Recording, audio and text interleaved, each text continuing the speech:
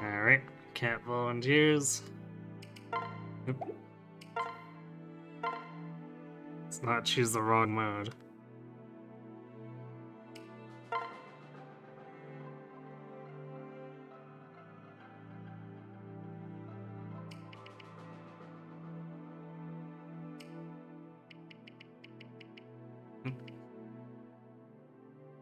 Also hope if I didn't get ahead of myself. Like, I'm choosing hair color, except I'm not choosing hair color right now.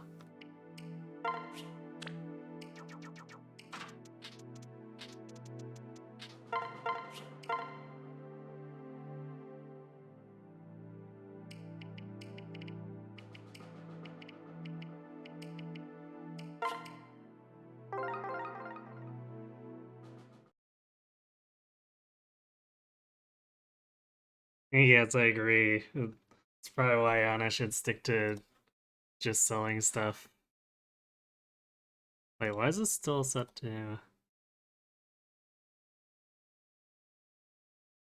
Huh. Okay, so apparently erasing the start timer just in general, instead of setting it to 0, it actually just cancels a cancel. Good to know in the future, I guess.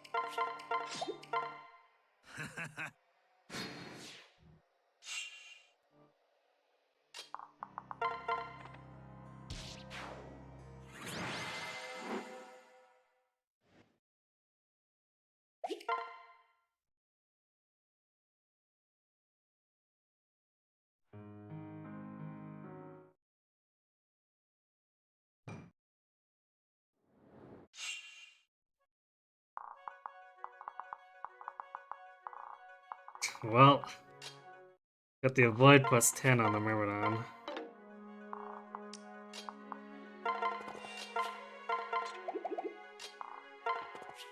Which gives Fred imperfect hit. Barely imperfect hit, but still. Not the kind of thing we like to see when we're still facing a bunch of other imperfect hits to begin with.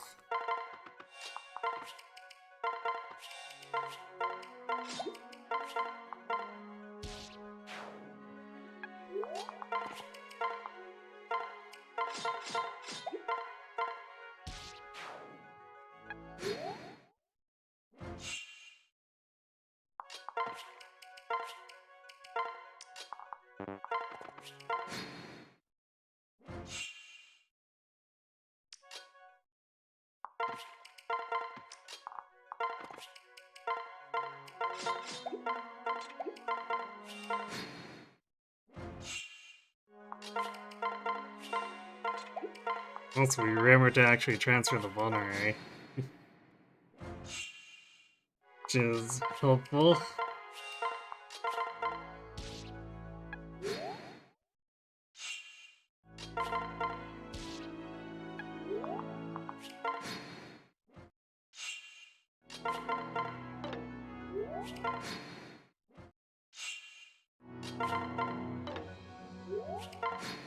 Now we're farming weapon experience. Not that voluntarily, mind, but we are.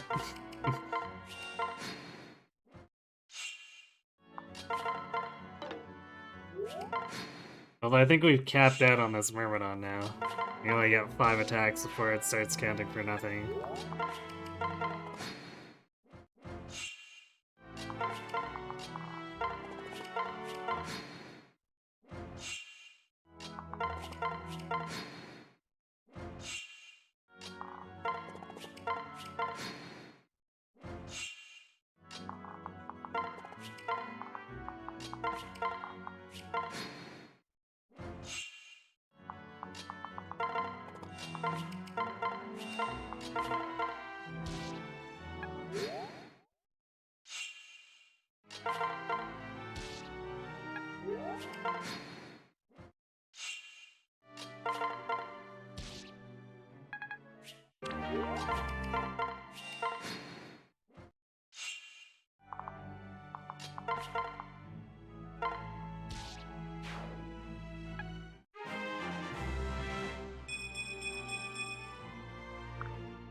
Well, we're already doing as well as the previous Roman was in Magic, except 2 chapters earlier.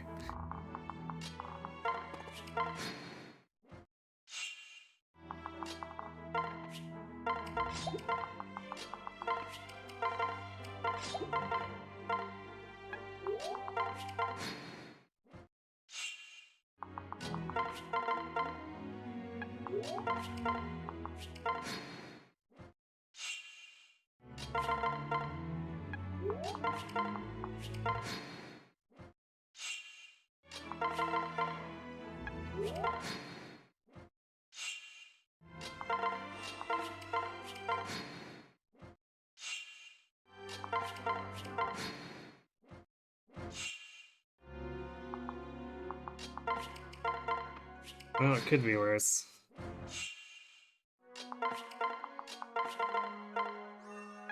The damage is low enough that we just have to double heal every second rotation.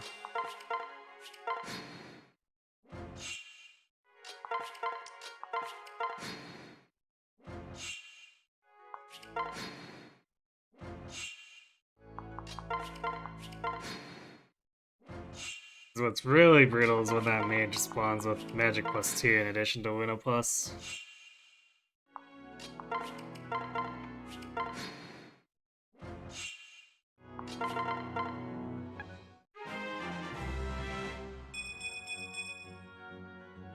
Okay, now everyone's gaining magic.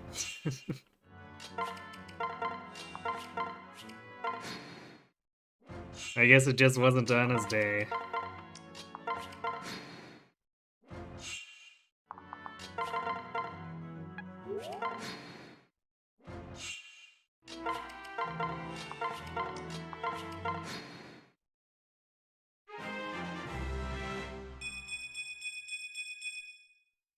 Almost a god level.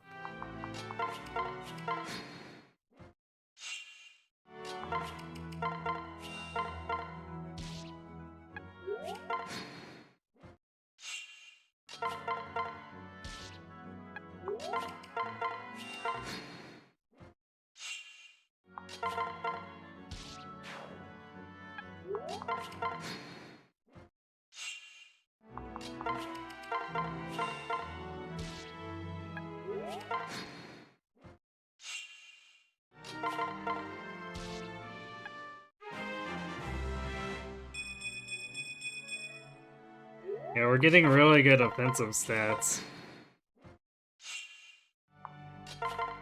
We might run into that issue we were a few runs back where we're too squishy though. We'll see how that pans out.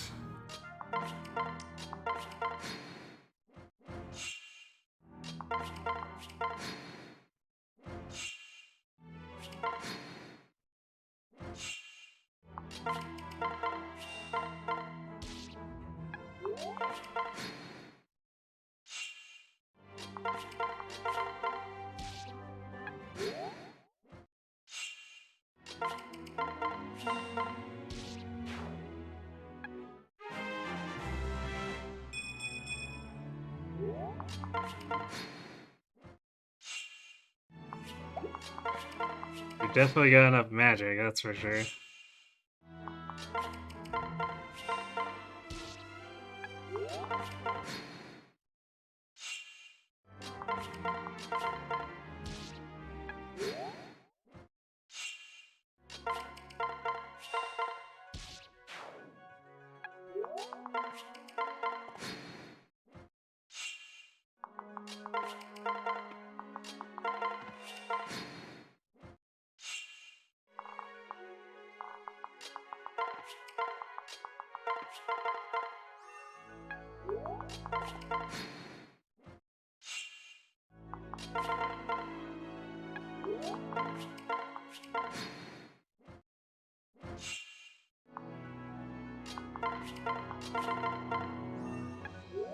This is still gonna be a bit rough on the heal staff, unfortunately.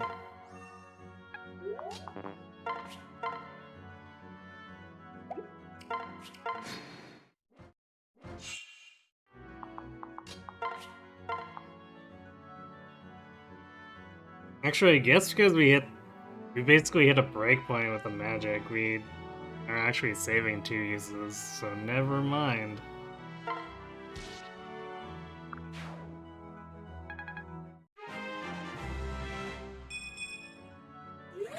Okay, that level could have been better, but still.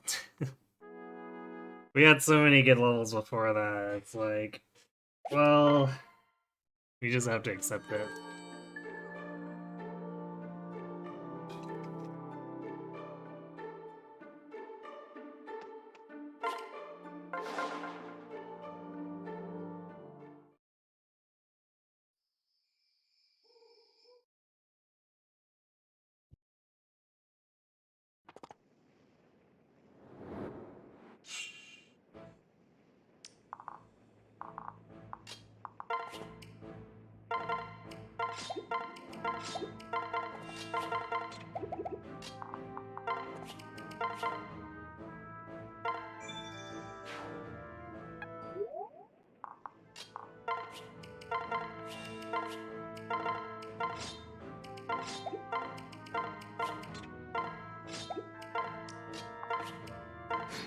Good old Neater.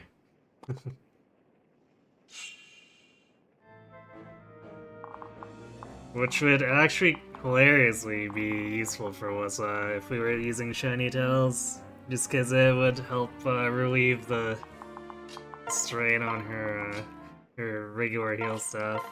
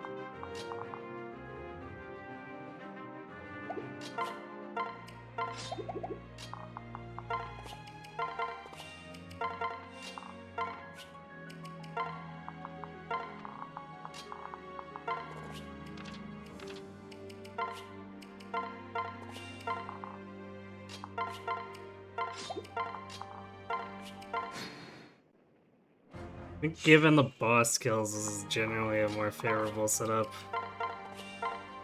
So it lets us for sure clear out the archer.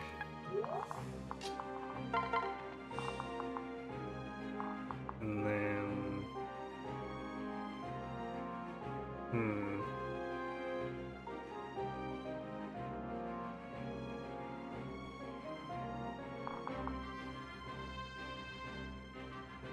I think the boss is a little bit... yeah, he's a little further down than usual.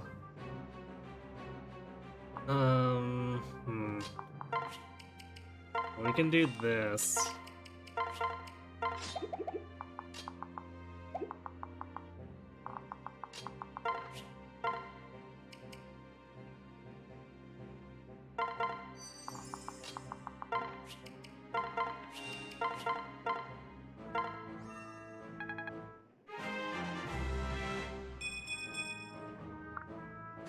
We might end up missing the kill here though, because we're taking so much damage.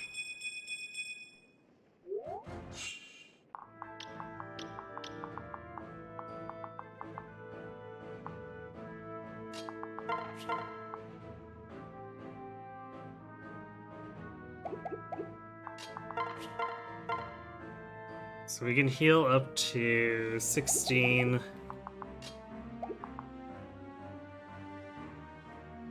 Red will bring us to 6 defense after Luna. I guess 7 if we're attacking from the woods.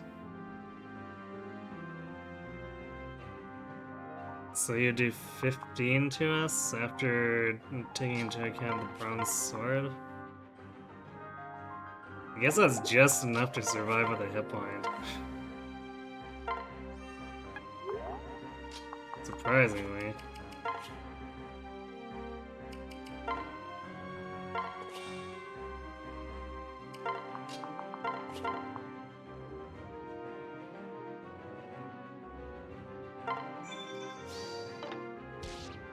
You could also miss us, which is pretty cool.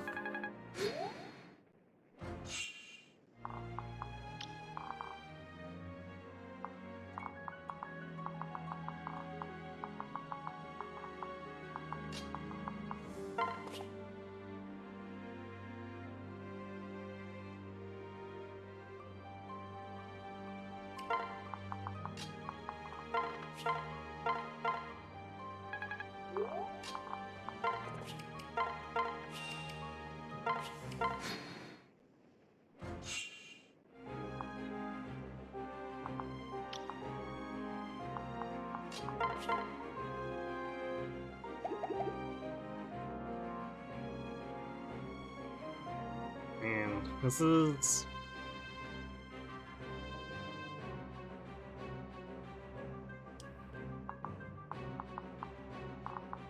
It's not great. I guess we'll just retreat and heal and then bait after. So we want to avoid using another vulnerary. But this... The amount of Luna Plus here hitting us is not great. Alright, so now he's gonna have 23 minus 4, 19, so we don't...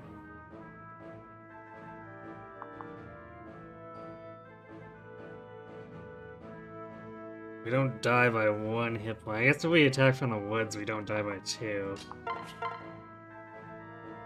And no advantage. Yeah, I guess we're okay if we do this.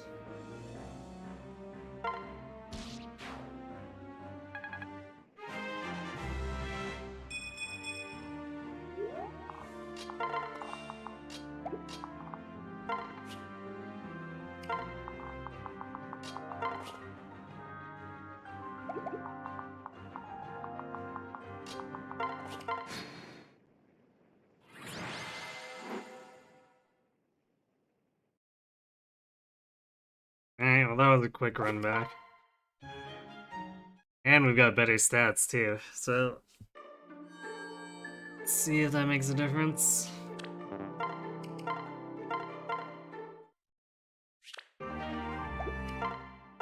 And we got our Whistle C, which is great.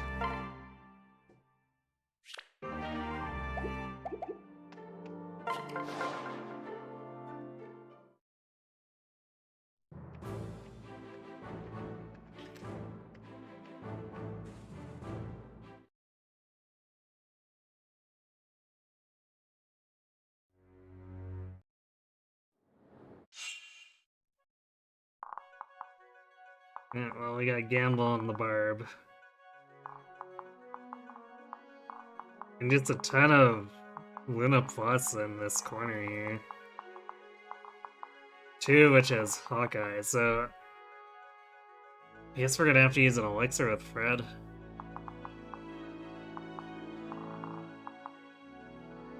So I think...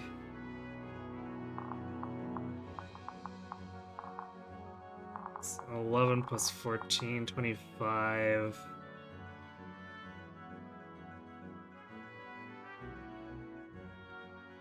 Actually, no, I guess because Whistle got that 1 magic, it's just enough where he'll be at 1 health. Although we'll still probably need to use an elixir after that, because 1 health Fred is dying to almost anything.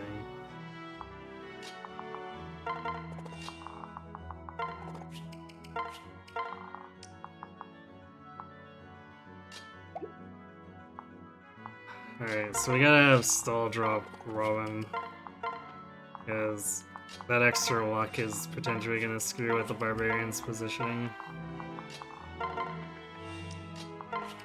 Oh, good luck, stall. Don't die.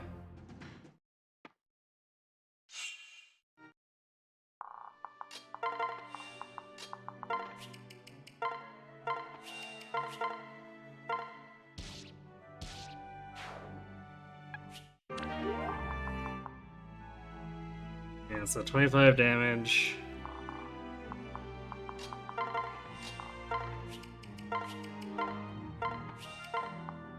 And what's this healing for 13?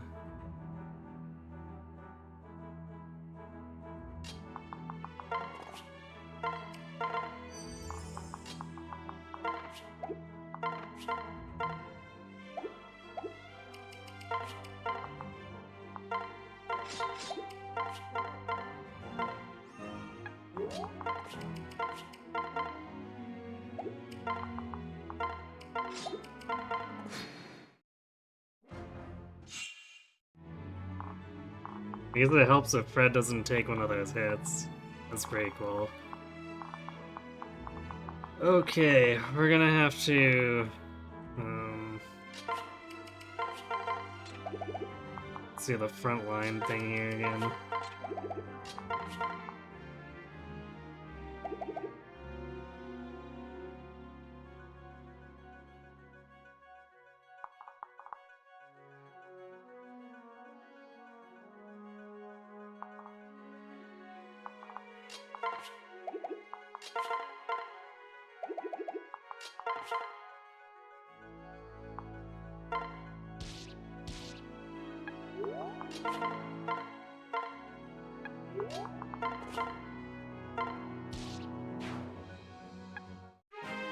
Also, you have to hope Solidarity doesn't screw us.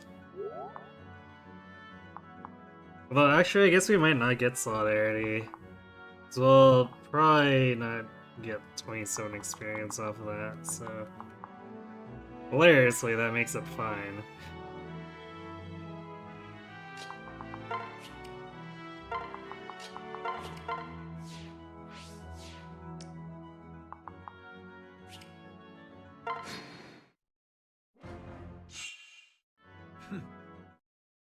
Wow, they all grouped up too instead of one of the guys trying to come around back. That's surprising. I guess the Gamble guy might have come down because we don't have Solidarity.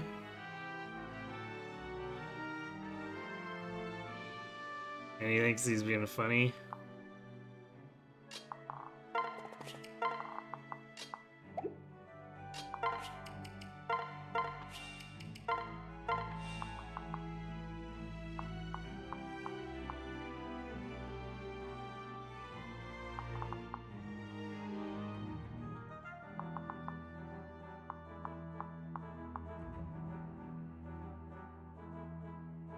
Let's crowd this up a little bit here.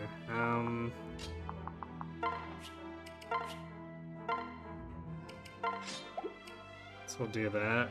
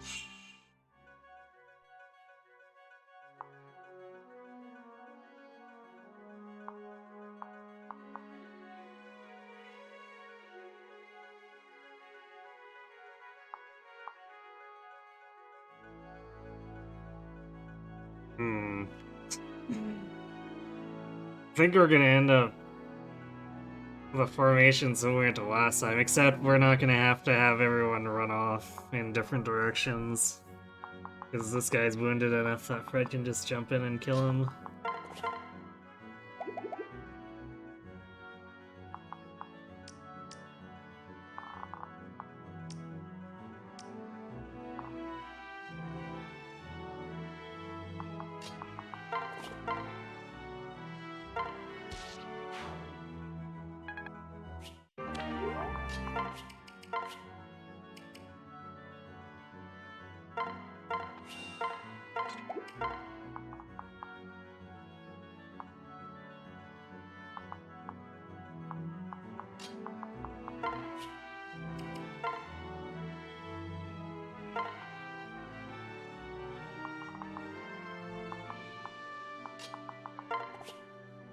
I guess we do it like this.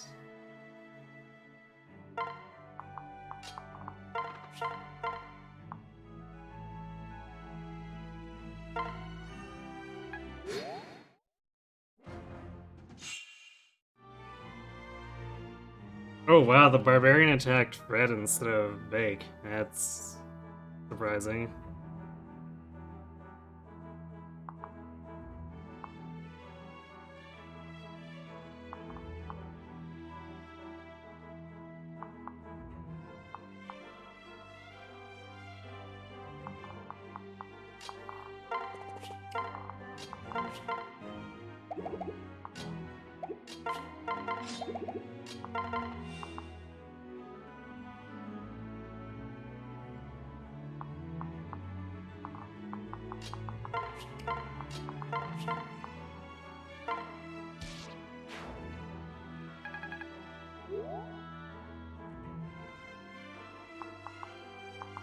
Okay, that was a little bit odd, but it worked out.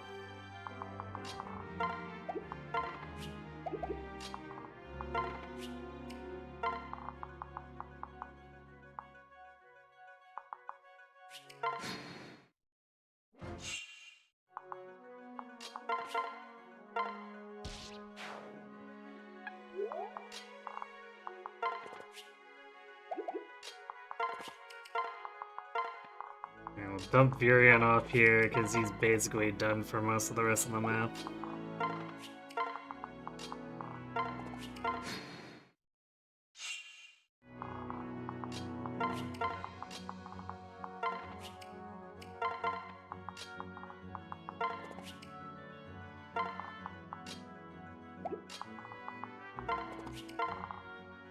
If things look like they're really gonna suck, then we might need to actually have Stall, Vake, or Virion do things, but I generally prefer not to, because they tend to draw aggro in very bad ways too. So, just, it's better if they don't get near the enemy, full stop.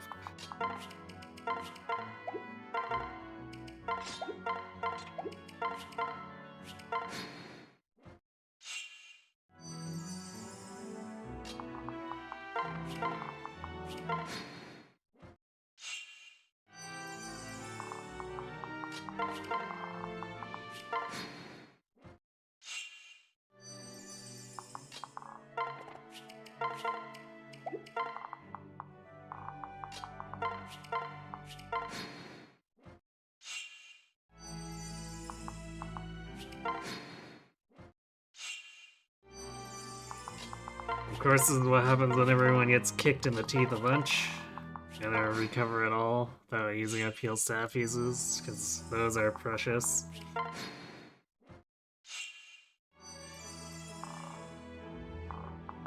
The boss is Luna.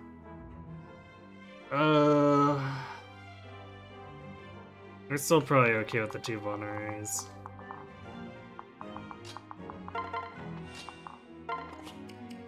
It's like, we have to be doing exceptionally bad to need the elixir.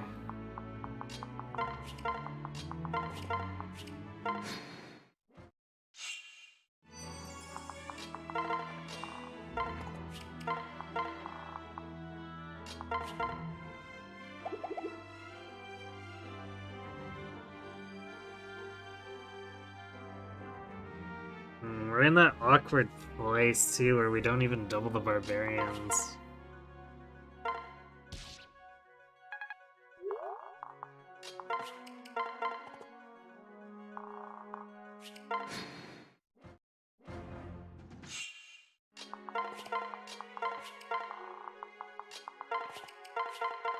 So we're fast, but we're not fast enough.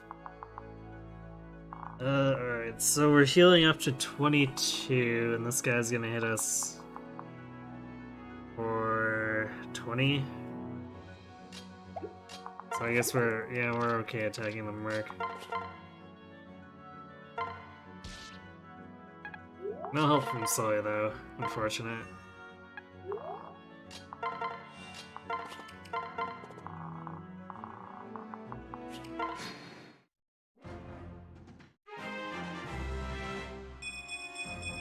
Though actually pretty good that we got missed.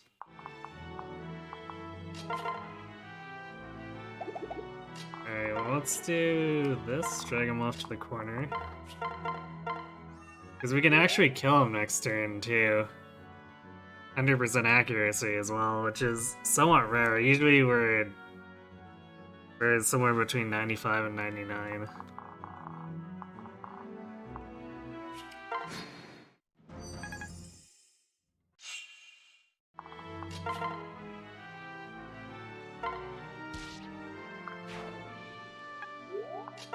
Also, we have a tendency to run into Vantage a lot with that boss, so it's often not even an option to initiate on him.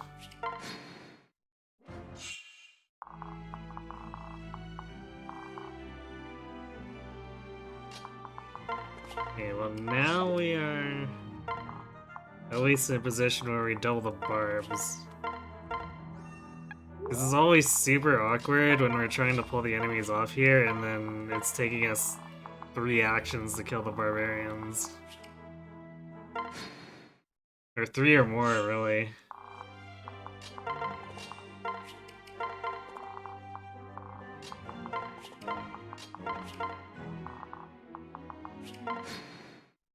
And our heal staff is definitely in a place where if we had to have done that, we would have been in trouble.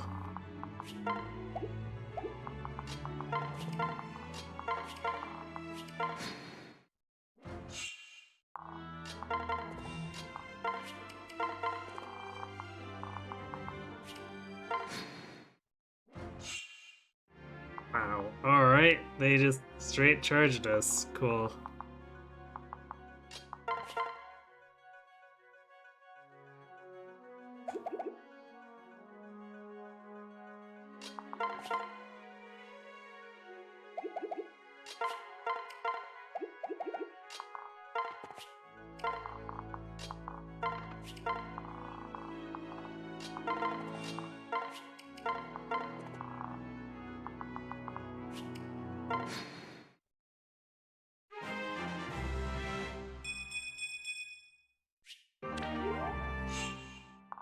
Damn, he followed.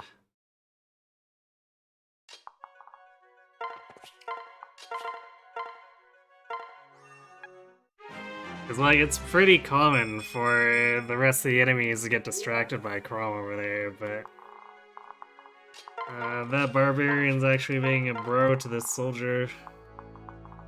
Annoying as that is.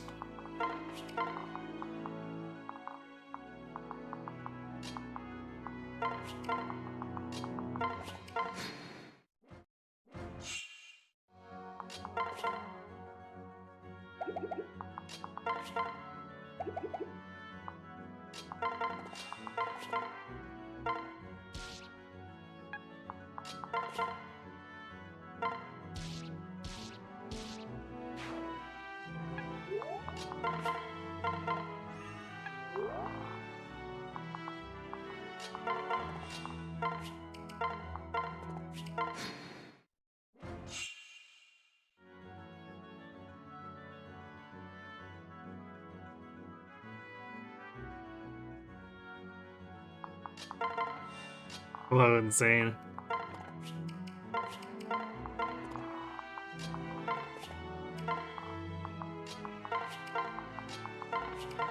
Goal is essentially Lunatic Plus, but even tougher.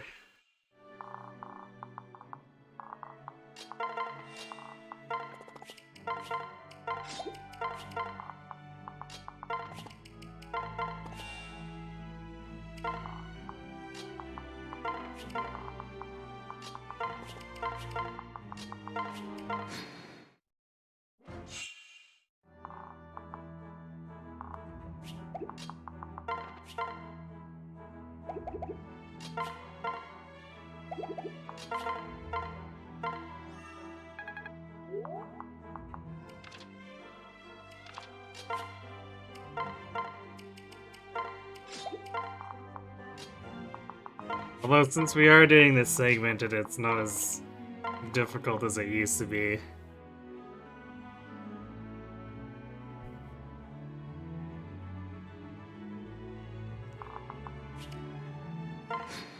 Yeah, I suppose really hard Iron Man's a decent way to describe it.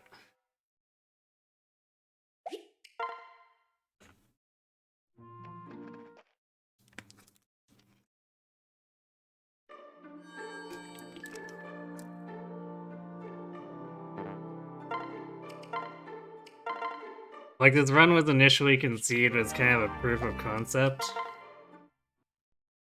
Because when I first put it together, a lot of people were complaining about how the difficulty was nothing but RNG, so the rule sets, if you look closely, tend to try to minimize any kind of thing that we could say carried the run for us. Which is why stuff like barracks and shiny tiles are out. Is there's a few things in the weapon drop pool from those that are stupidly powerful. Like, you can get Celica's Gale, stuff like Micaiah's Pyre.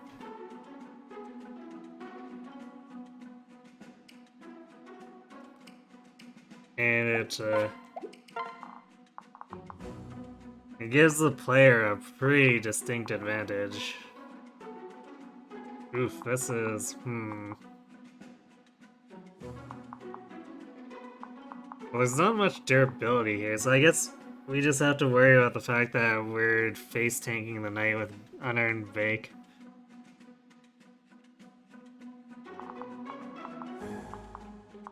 But Sully should enable us. We did get the C, right? Yeah. So that should enable us to at least grievously wound the archers, if not kill them.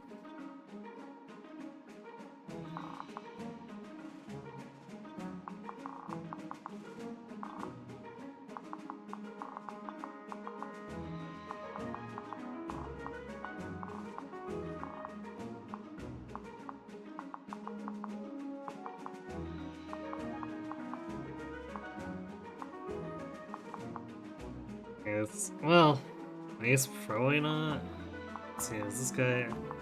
Yeah, okay, this archer might be really annoying with the Aegis. It depends on if this soldier gets out of the way or not.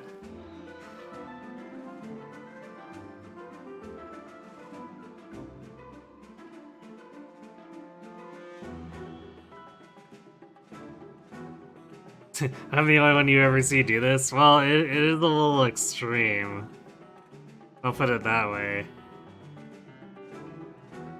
Because, I'm definitely not the only person who's tackled Lunatic Plus. I guess maybe, I don't know if anyone else has done it on stream, but I've talked to enough people, and I also generally recommend using a looser rule set for anyone else who wants to tackle the mode.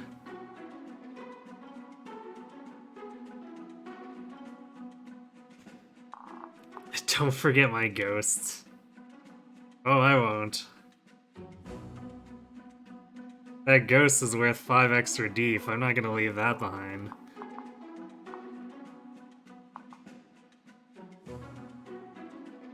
Wait, did I? No, I didn't. Good thing I double checked. Mine, I guess the bronze sword generally doesn't get used that much by Crom, but still it helps to have it, so leaving it on stall is a minor mistake.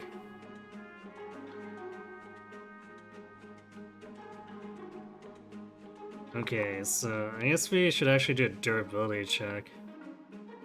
So we have 12 defense with Sully, which puts us at 10 damage each. Yeah, they easily survive. I guess usually that's only a problem with when a plus is in play.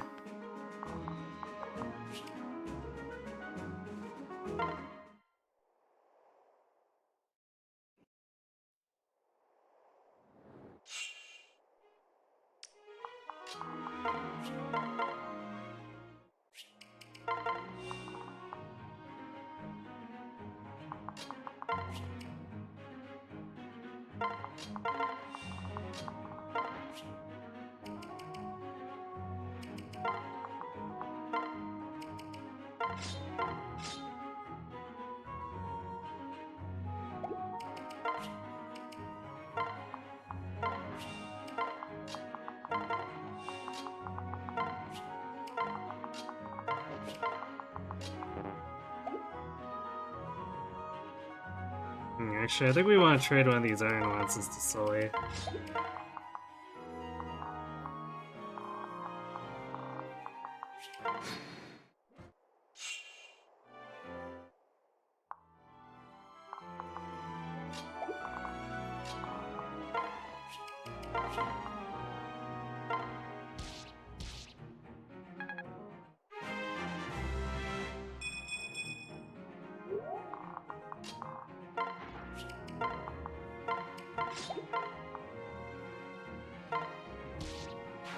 You know, for extra accuracy, if the knight didn't have counter, I would have wanted to leave the silver lance on so Fred could one-round him.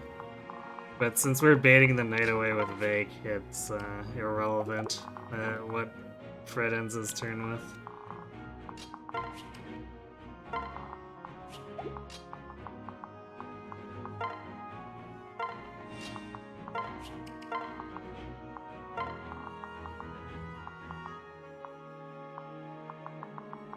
Right, and Virion we usually leave on the bottom because sometimes it pulls the enemy away.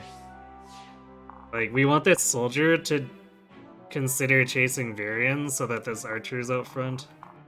It doesn't always work, but it's worth trying. Just because if they do fall for it, it's a pretty significant vulnerability, because Fred can then bait and kill the archer.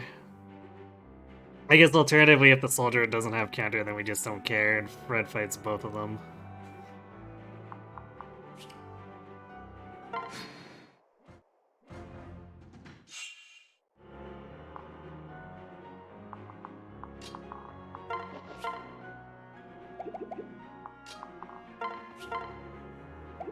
Let's hit rates.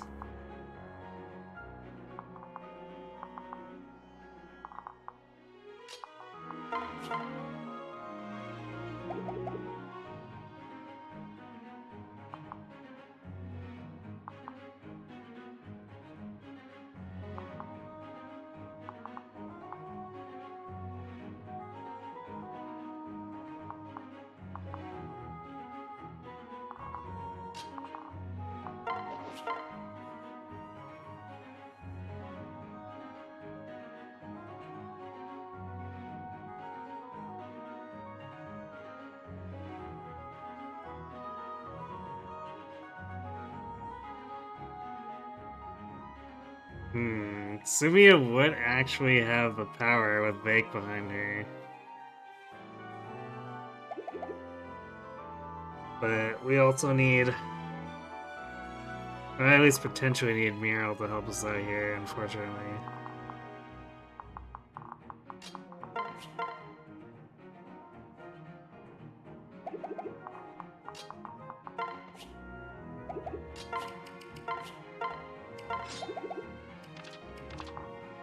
So he can't even deal damage. Well, crap. Yeah, so we're... Unless we crit, we definitely do need health.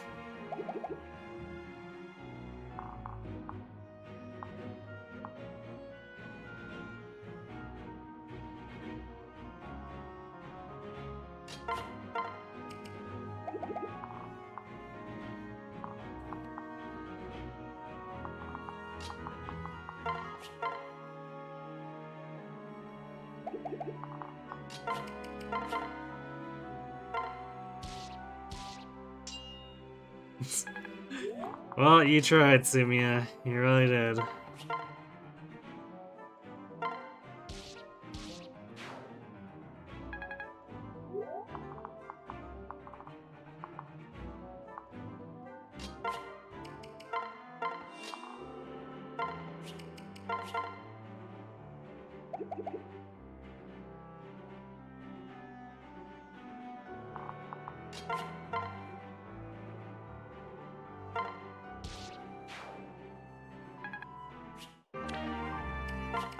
Right.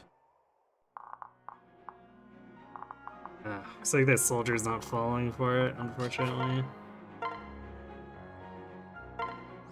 Alright, this is a potential issue if for no other reason than these guys are gonna start to catch up.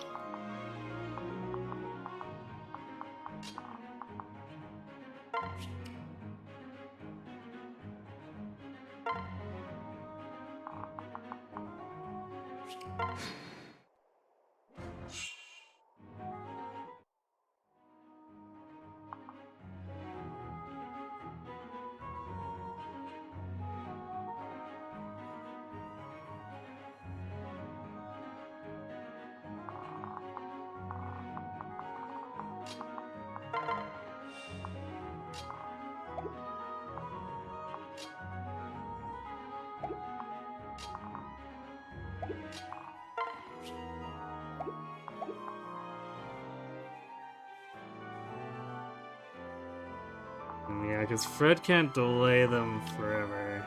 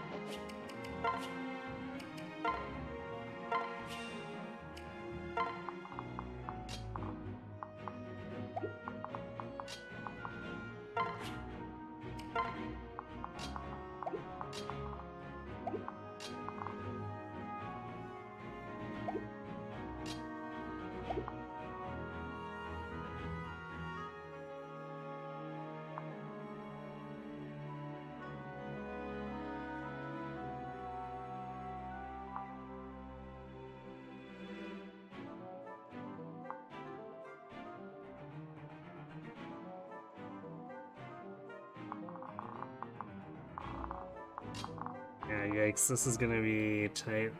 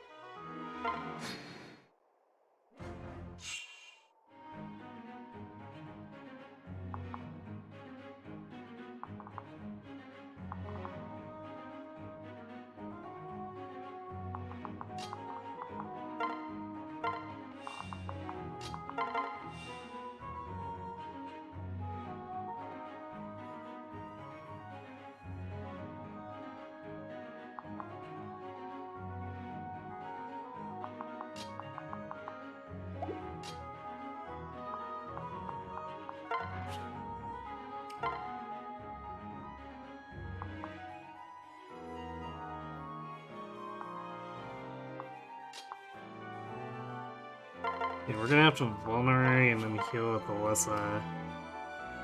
Next turn, we're doing like last minute push into the top section.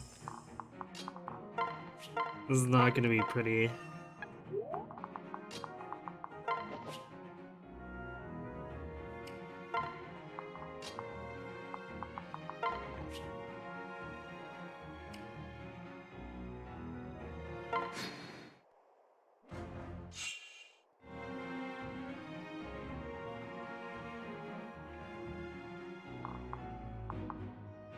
See, the pass enemies are quite far back. The main issue is the archer who can get up into our face here.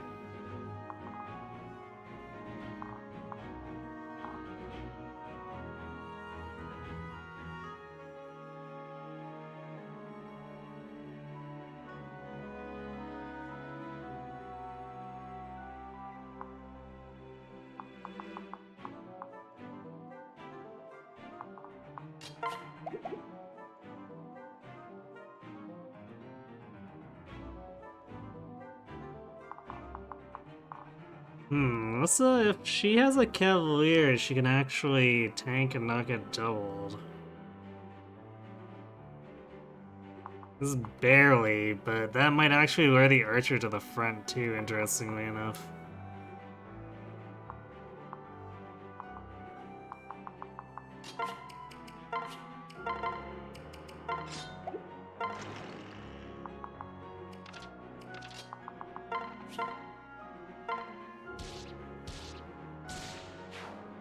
Alright, well, Chrome just created a ton of space for us there by doing that.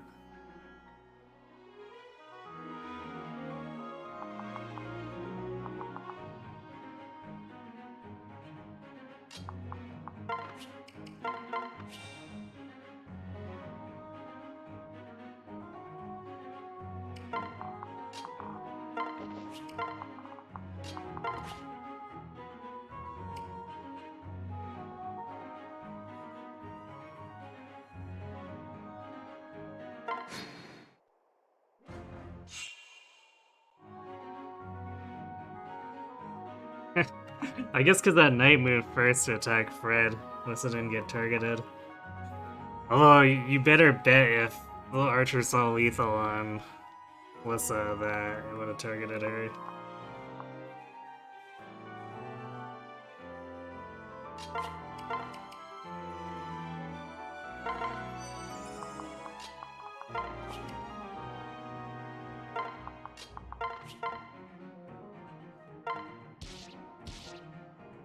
Come on, girl. I mean, I guess taking down the one knight is earlier is already pretty good, but still. This is gonna cost us vulneraries going forward.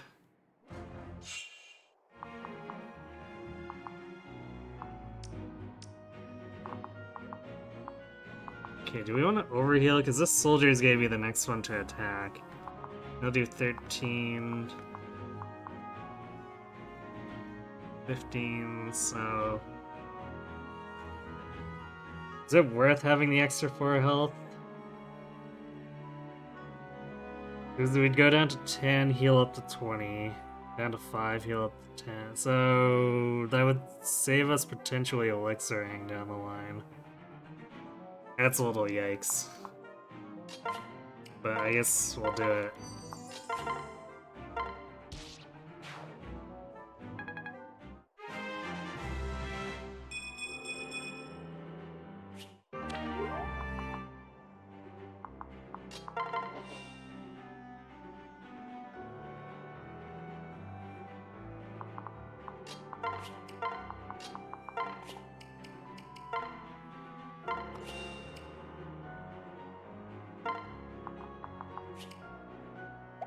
What's our tomes doing? Or how are our tomes doing?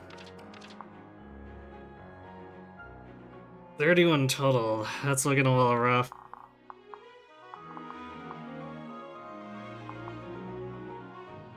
Actually, this left side as a pull is probably gonna be terrible. So, we might need to consider coming off the right. It's a lot of counter here though, too. Although I guess at least Fred can face pull this guy and not take Luna damage. Still, man, that's gonna be kinda crummy.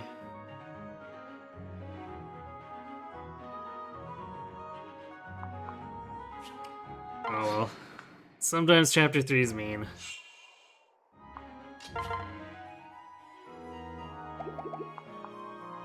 Well, we got a dual guard, so chapter 3 is not being as mean as it could be.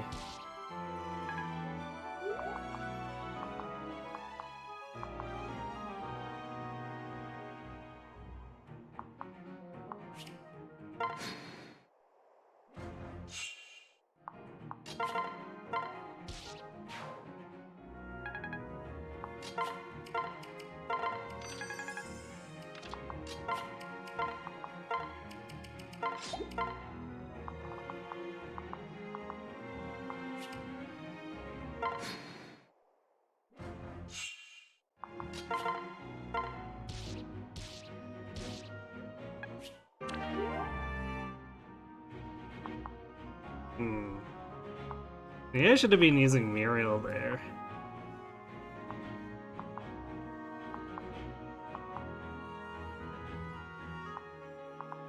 Well, I guess it's too late now. We'll be able to save time uses.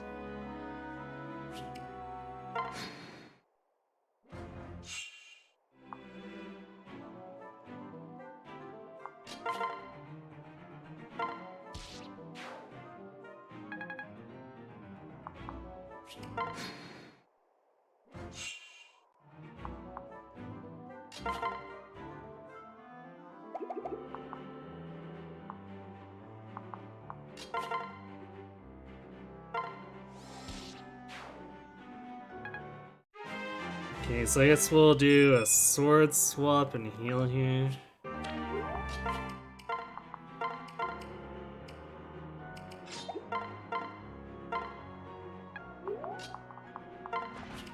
That way we don't end up using fire a bunch.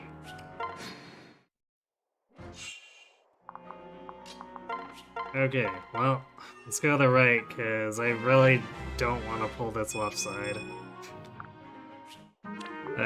The double counter Luna Plus is kind of scary.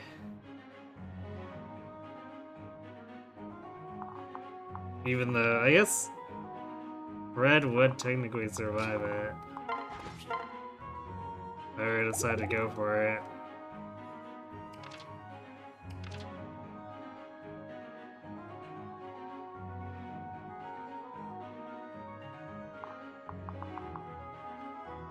Because it'd be 22 damage total.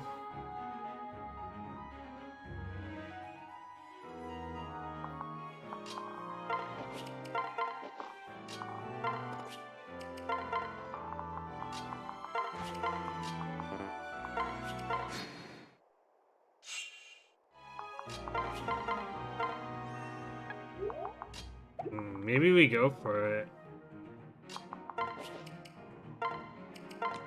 It's like, it's not the best idea, but considering the right side's not particularly amazing.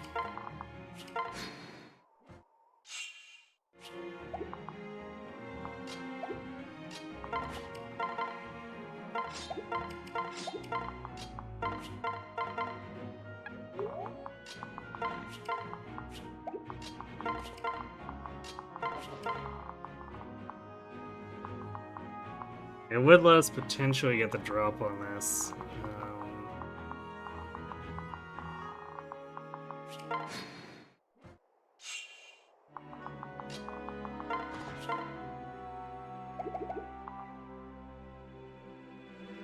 So I guess we'll do it.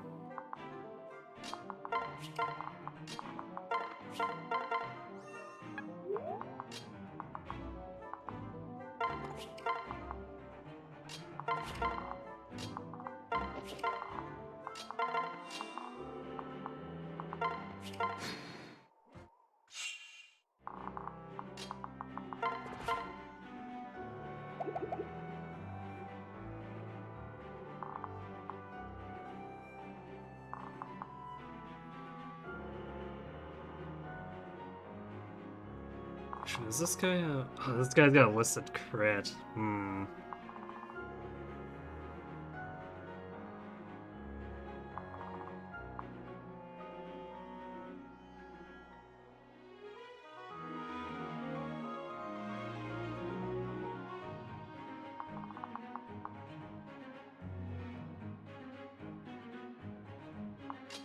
Alright, we're going back to the right side.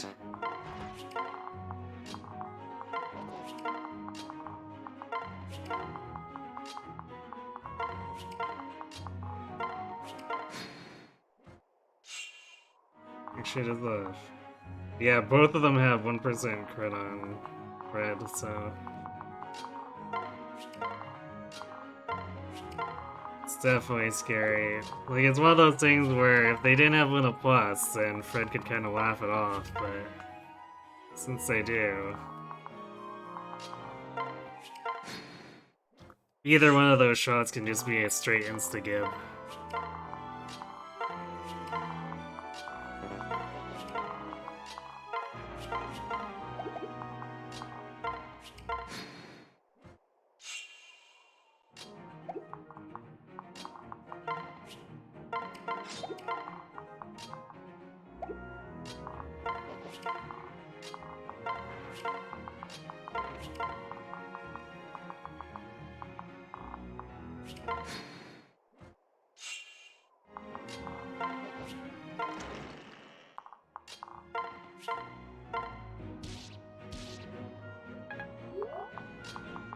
Come on, Chrome, are you even trying now?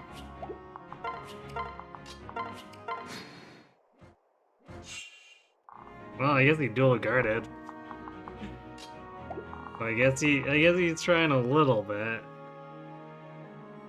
Credit where it's due.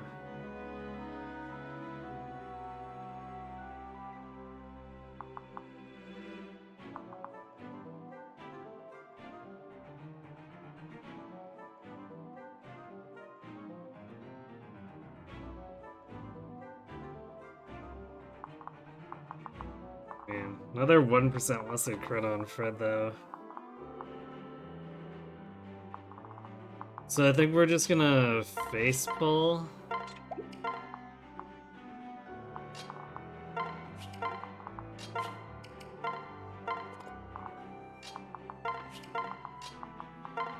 And then we'll have to ring around the rosy to break them up.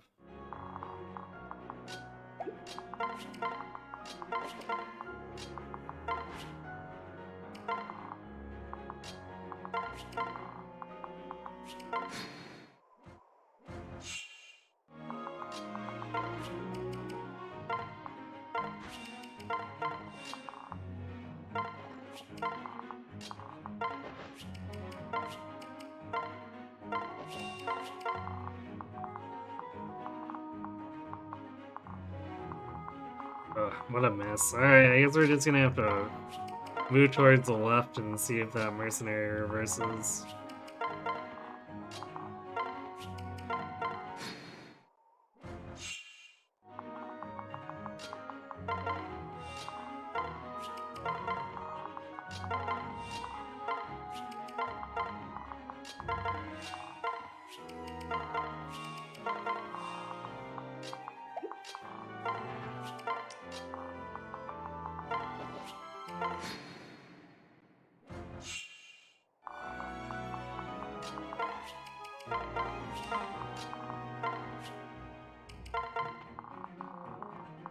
It really doesn't look like he is right now.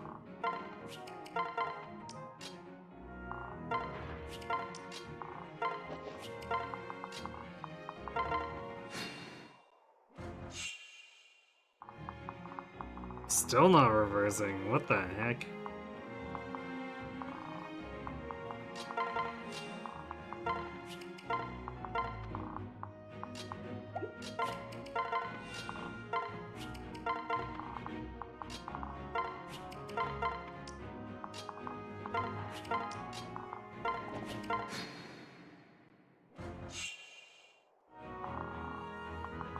Okay, now he did.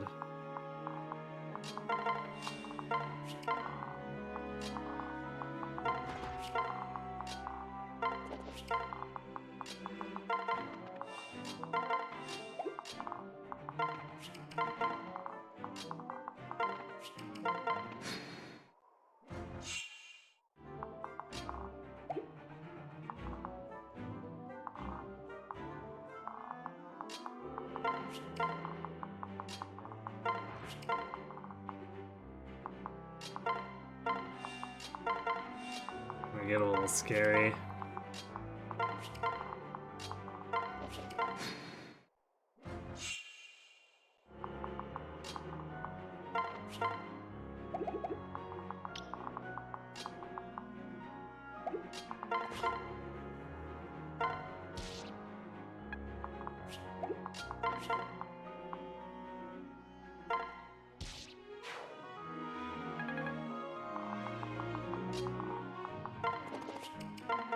Well, we saved tome uses.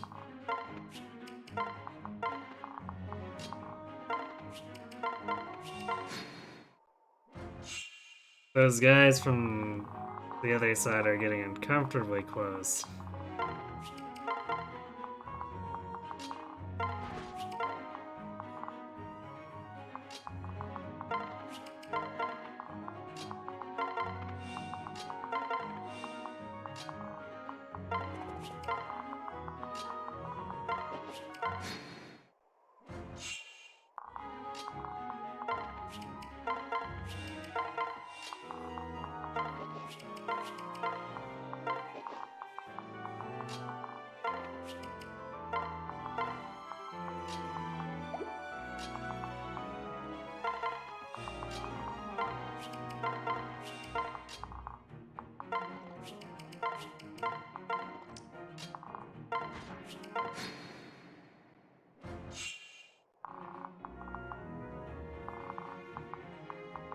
That archer's in a nice position, so that if we can catch up to him,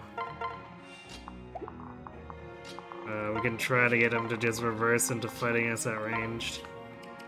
Or at range.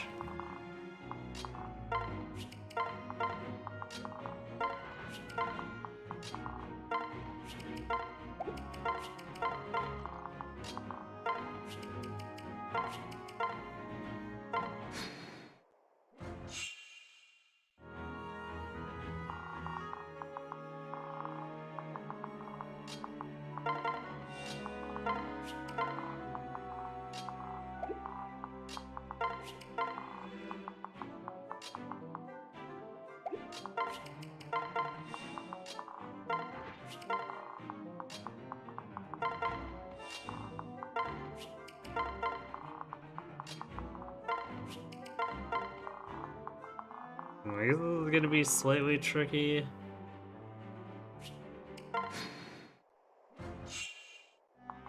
Because we can't use Fred to soften him up, because then he has a 1% listed crit chance to instantly kill Fred, so I guess we're just full tanking this.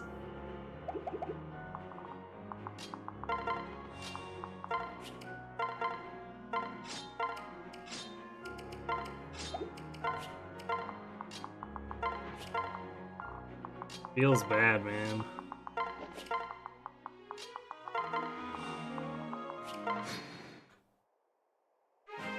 Well, at least we one-rounded.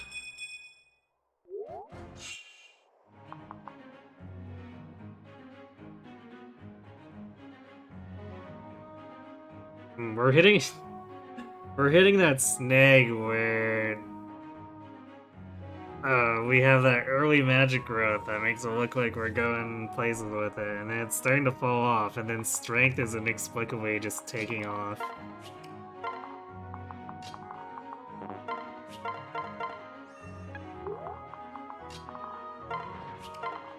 I wouldn't quite call it like clockwork, but boy does it happen often.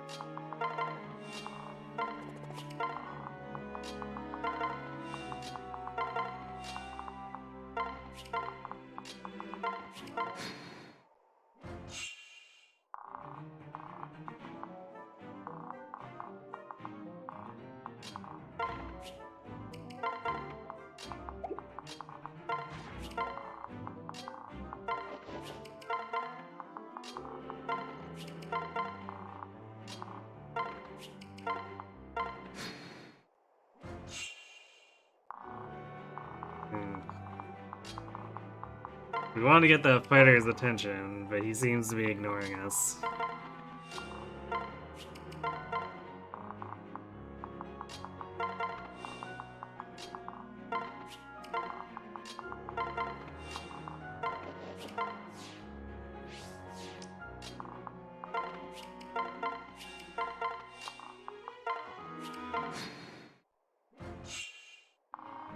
There we go.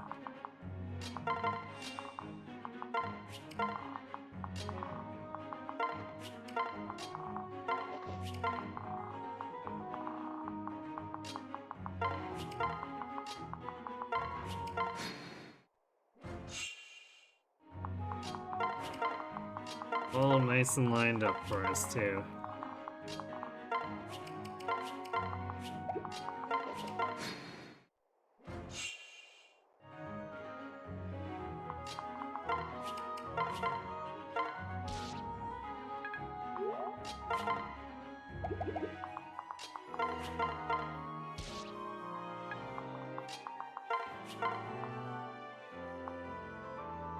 And of course, the upside to this, all that strength growth is then we can still use it to save Tommy's. Short-term solution though, because we really want to have the actual magic for the killing power for down the line, but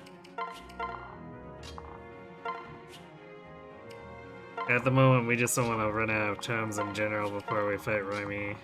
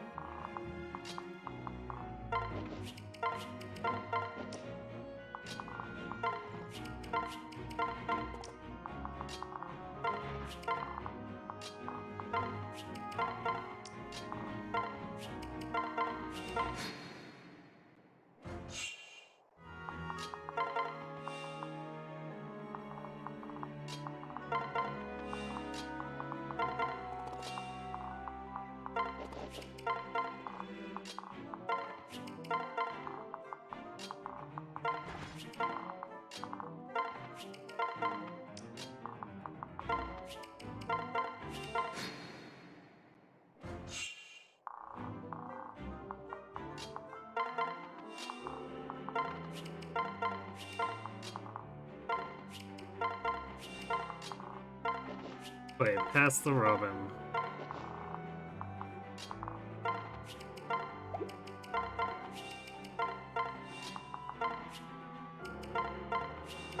Like, actually, in general, just being able to do this is kind of silly.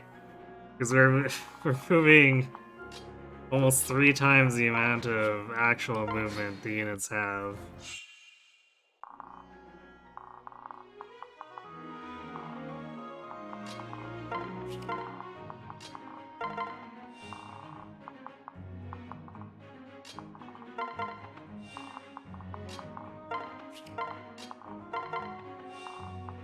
It's just as long as you got the units waiting, there's no limit to the amount of times you can transfer.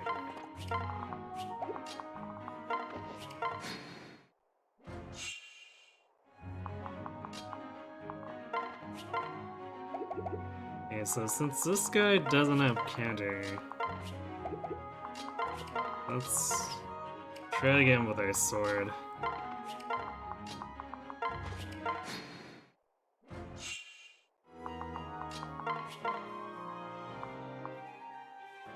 Nice, and the iron one rounds. Even if Chrome decides to be lazy.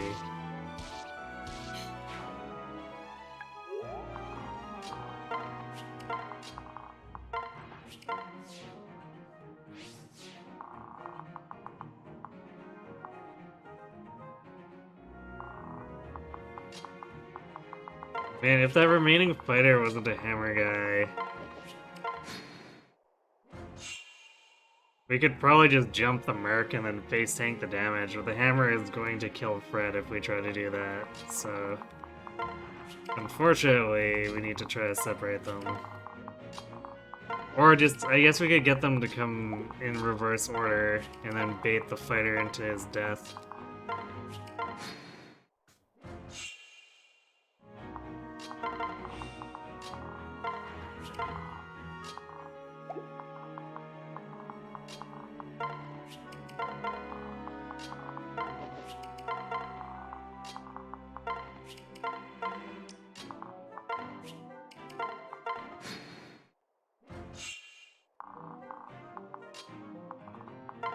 It's not being particularly cooperative, though.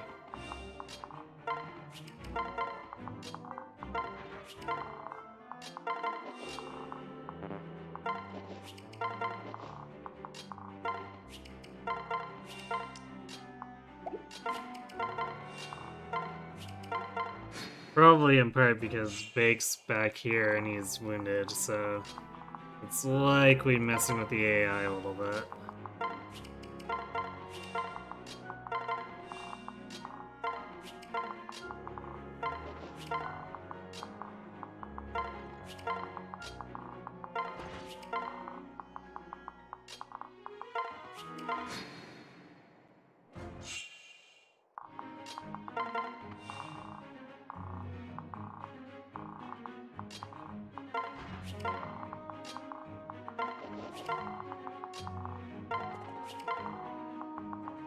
Hammer Dude really should see Fred as a juicy target, though.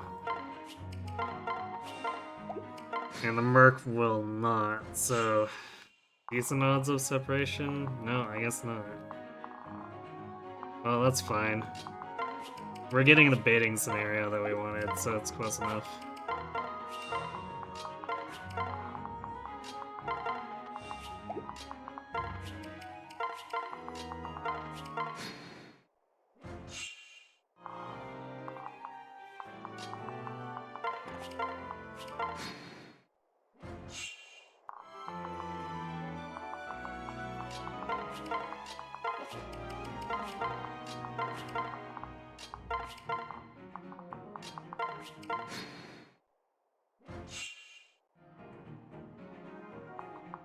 Wow, of all the times for Chrome to be lazy.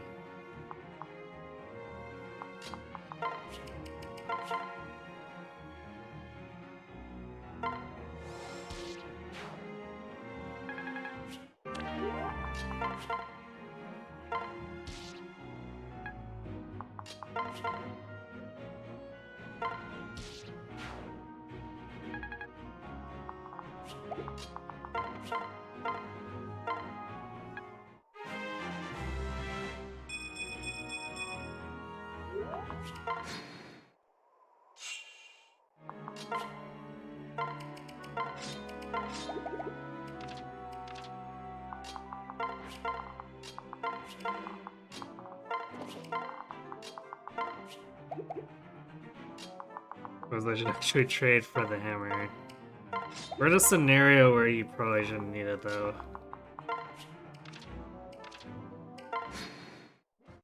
17 Tomies should be enough for Robin to secure a kill. Yeah, we're good here. Hooray!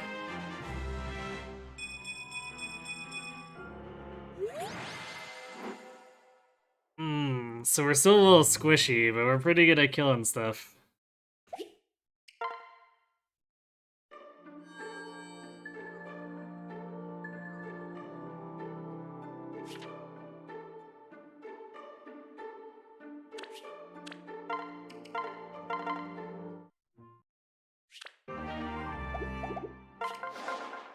I carry only the finest.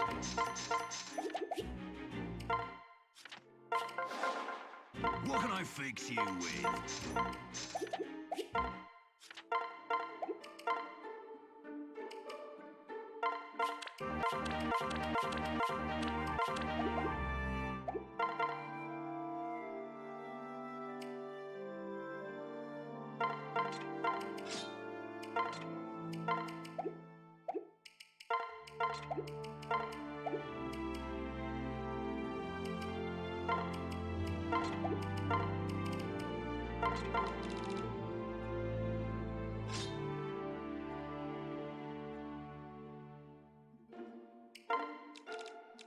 We've also used an awful lot of Silver Lance uses. So our supply situation's a bit sketchy.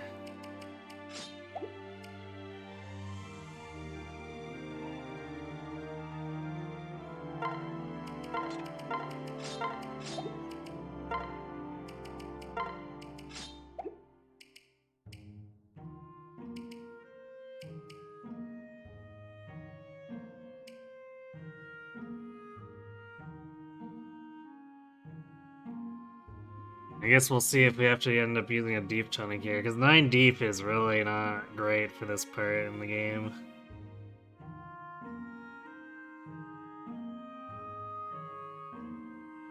And 12 magic is good, but it's not enough to one-round these fighters without a Fred dual strike, which is gonna be even worse than Chrom's dual strikes, so... yeah.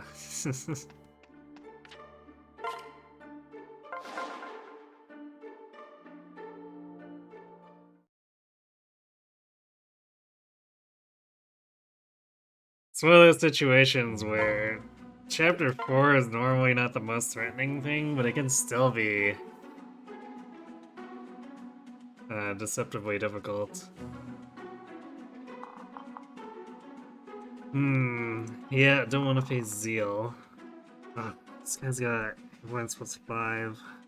Well, I guess that doesn't really matter if we're hitting him for 30 damage. And then Fred might finish him off. Actually, I guess Zeal wouldn't be enough for us to face.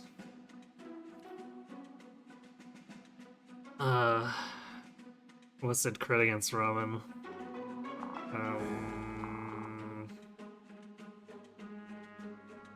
Left's still probably more favorable just because we're not facing Win a Plus from the mage. So with Fred, we're at 14 def and 8 res. So 15 damage, 12 damage. Yikes. Just losing most of our health. No big deal.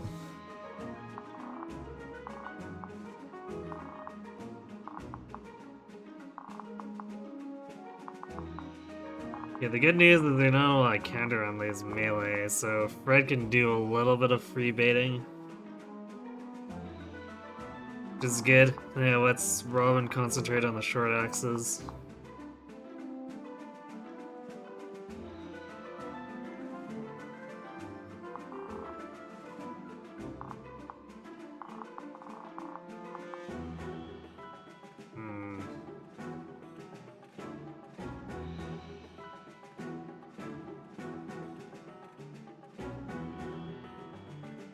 I think I'm gonna say no on the deep tonic here.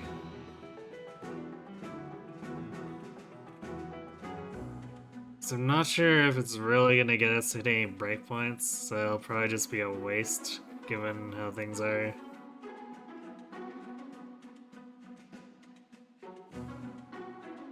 Because it's not like it's gonna help us face tank counter if we need to do anything with that, so...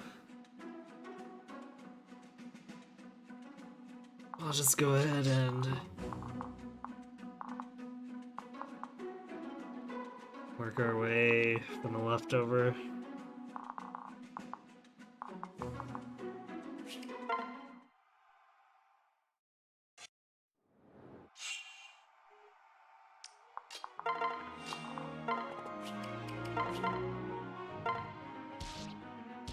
Nice. Good job, Fred.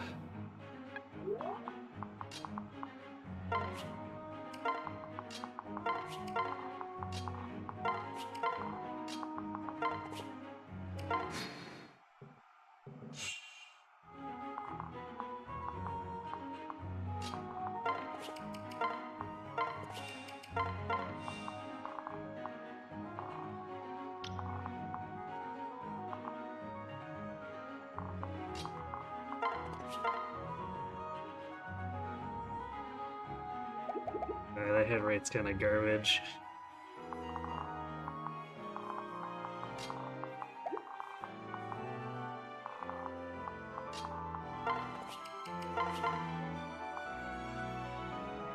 Tempted to go after this guy, though. Rather than trying to mow down the mage. Or I guess we could do both. Since Crom's actually helping out here. Now, Fred can do this. I guess we'll use the Javelin to, because Orson's tends to get used more against other targets. Do that.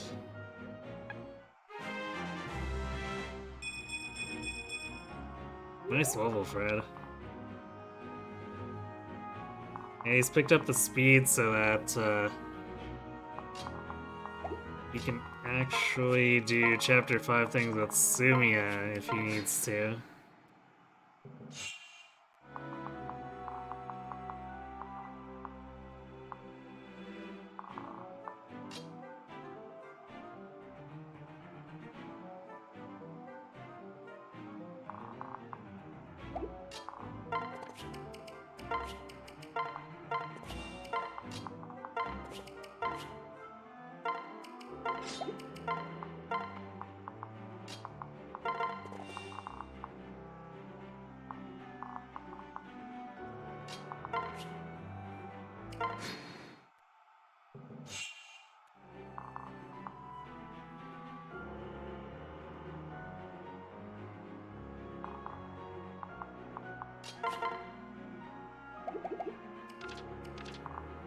Can Fred make up 7 damage if he needs to? Just barely. Just D plus T stacked with Pavis, you know. It's in case we need to give Fred the total middle finger.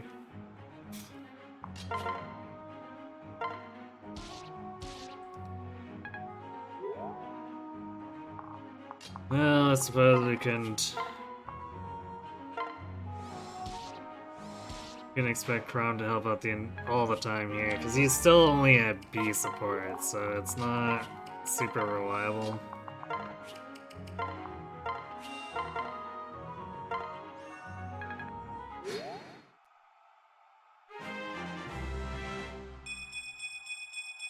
Wow, surprised he still targeted Robin. I guess because the damage is still pretty high.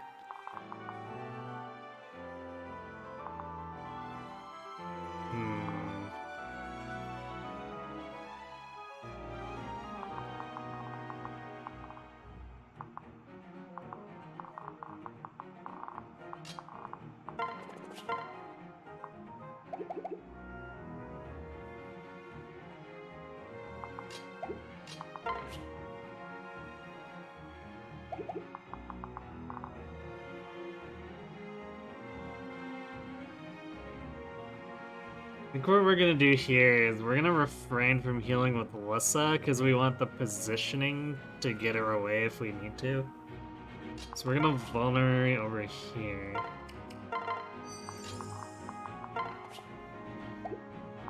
And then do this.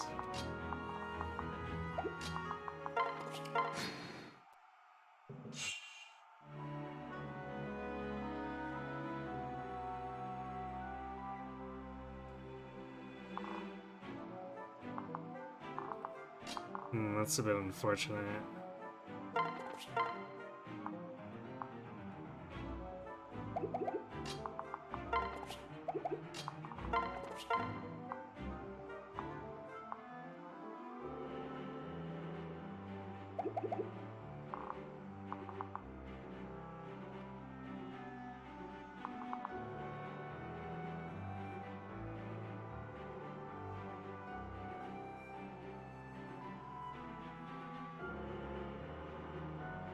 Didn't quite pull them off the way I wanted them to.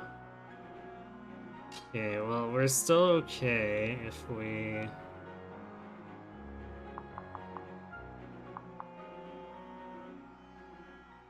vulnerate again, because this will take us down to 2.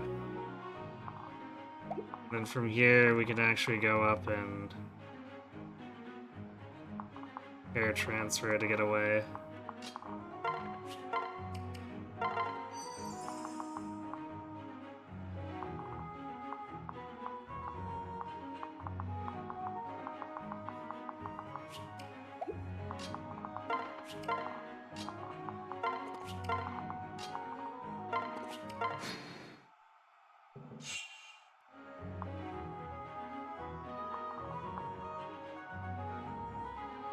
It would also be entirely unnecessary for us to pair transfer.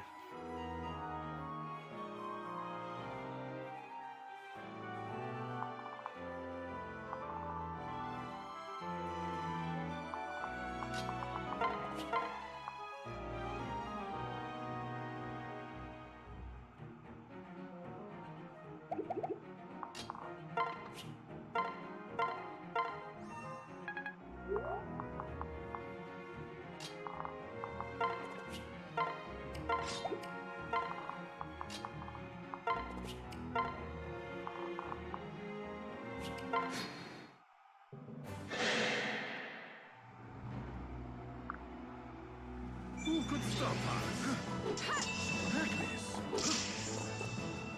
That works.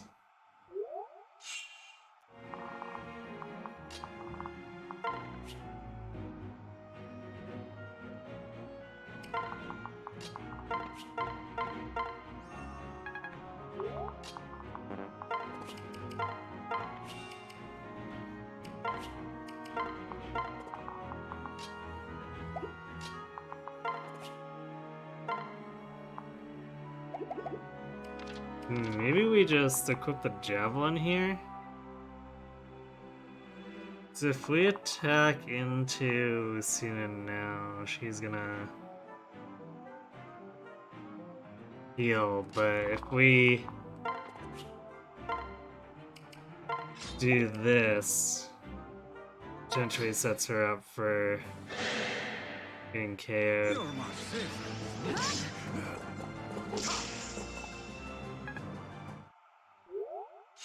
We're definitely not getting to 19 on Robin, so I'll just give Fred the kill, I guess. Or we may end up just taking the kill anyway. It's 98 hit rate with just enough to take her out. Oh well, whatever. Stay focused. Fred would only get like 12 experience anyway, so it's not the biggest deal. Just slightly more efficient if we were able to do it with Fred, but it's not worth burning silver lances for.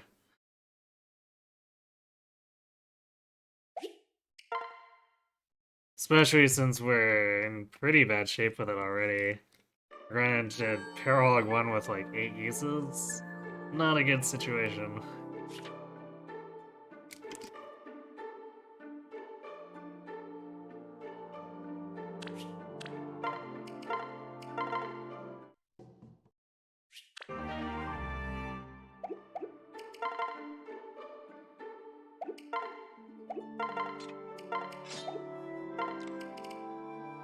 Our deep is bad, man.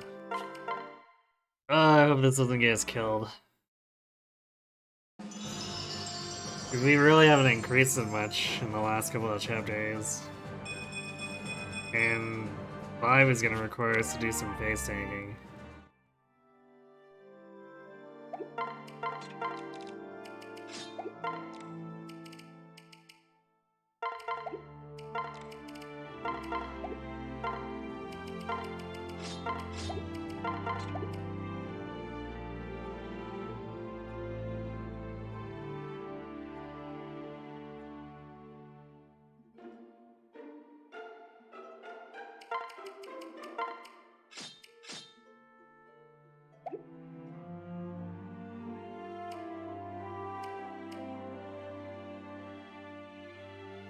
Actually, wow,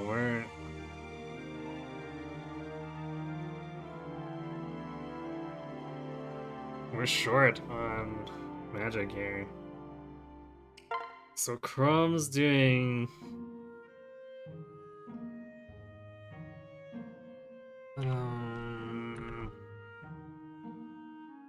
let's see. 17 damage. Yeah, so we actually need average magic for the flux to work out.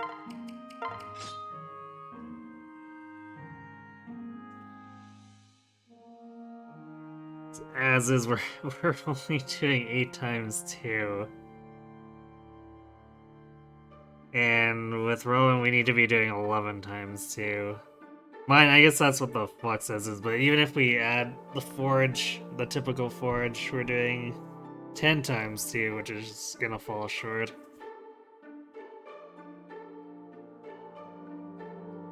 I guess if we do a full 5 forge, this is a 23. I guess it's just enough. It's a lot of money. So we can do it, but we're gonna really want that killer lance to help offset the money.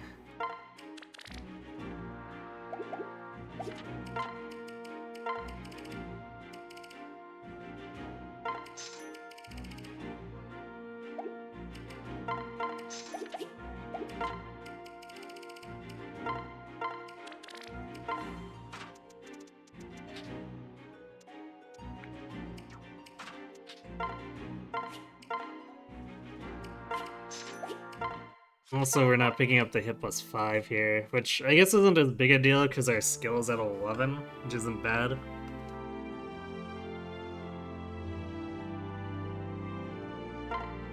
Still.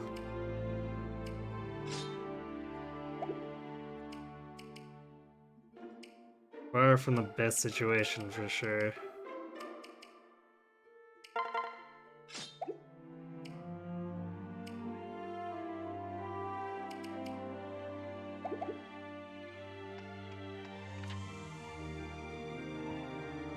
Okay, I'm gonna go refill my drink and then we'll tackle Paralog 1, so I'll be right back.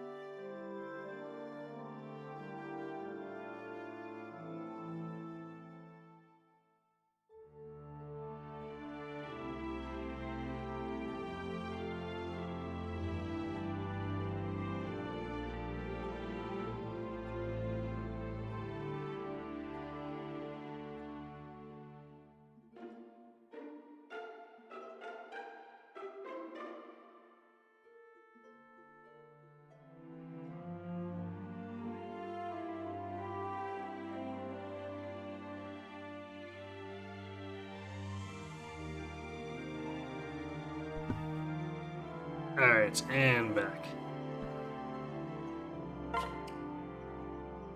Well, see what this setup looks like.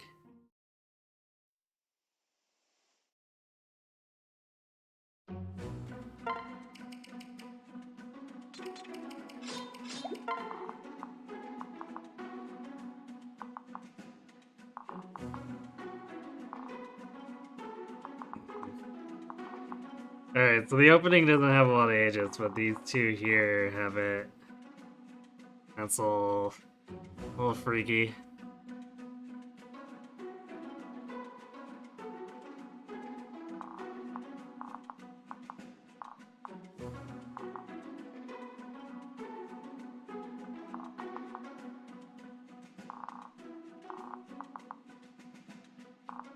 And the Pavis getting, or the Deep getting the Killer Lance's Pavis too. Mean.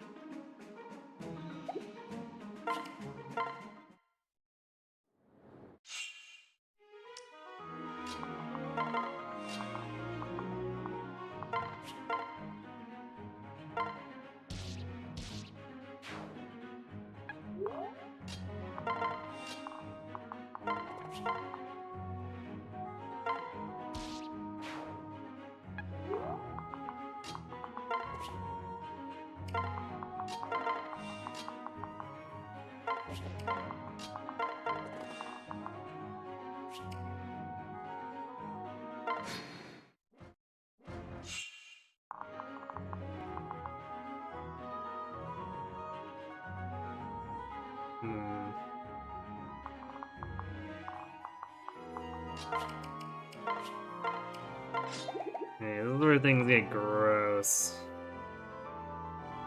So we're gonna have to try to kill this guy, and then we're baiting this guy out the stall. But there's gonna be all these guys chasing us after, so it's...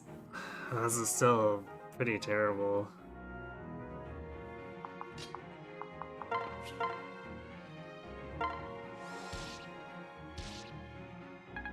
Especially if Chrome doesn't help. God damn it, Chrome.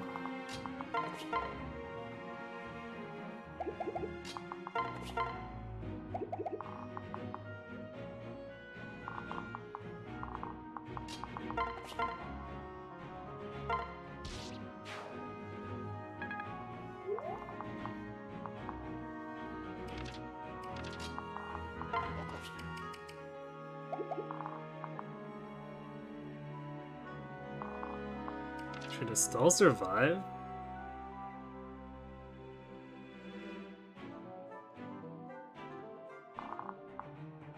That's Luna Plus. That's actually... Let's see, if we get him Sully... That's still gonna kill him.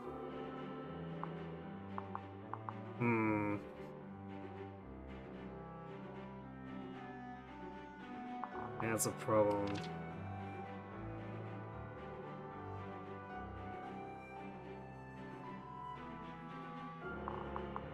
Actually, wait, so if we use... No, never mind, it's that short axe is down to 24.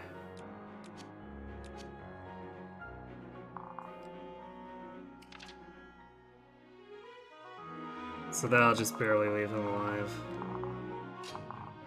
Thought I was computing something wrong there.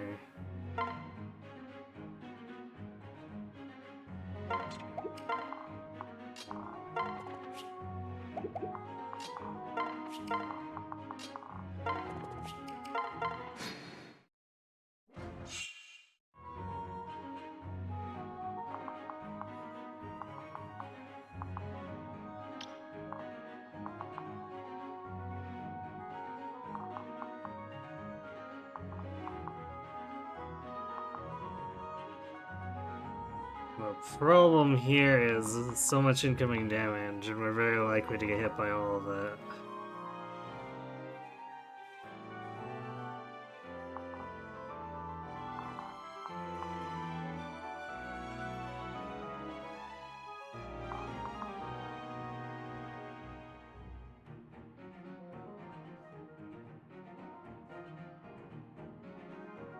Actually, let's hope that Sully survives the archer. Just barely, but she does. She takes 19 damage and narrowly evades getting doubled.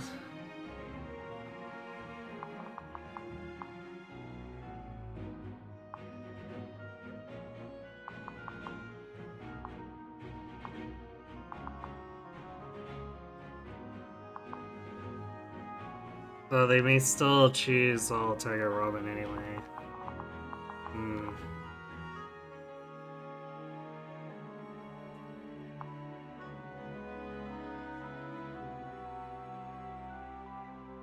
We don't really have anywhere to run at this point, though.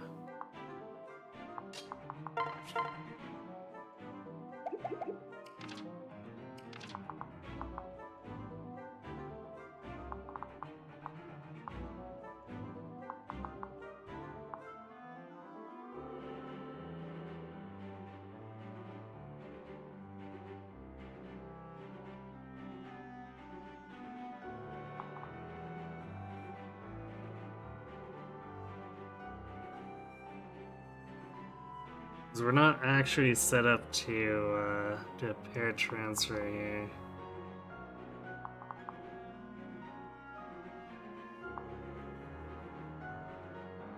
Yeah, so I think we have to fight this. Otherwise we get cornered and we die anyway.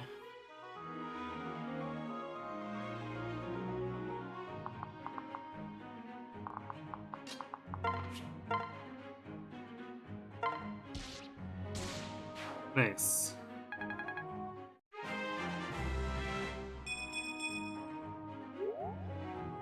Still no durability.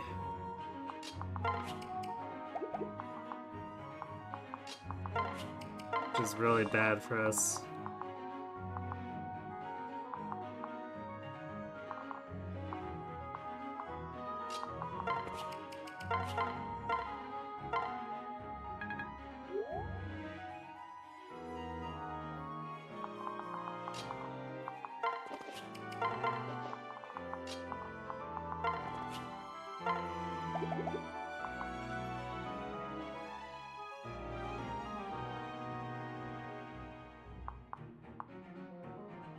I'm really not sure what to do with Fred here.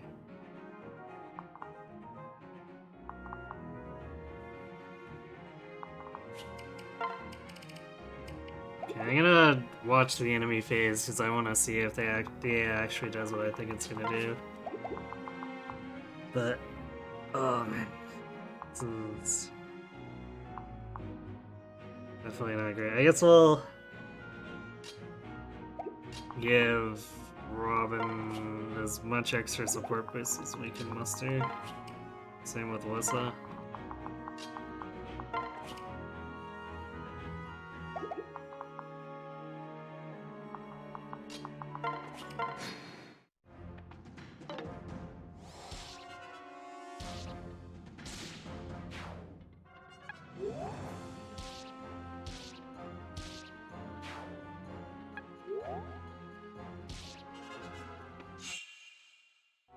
Okay, well that worked out. Although it definitely wouldn't have if we hadn't killed that first Aegis guy. So that was a little iffy.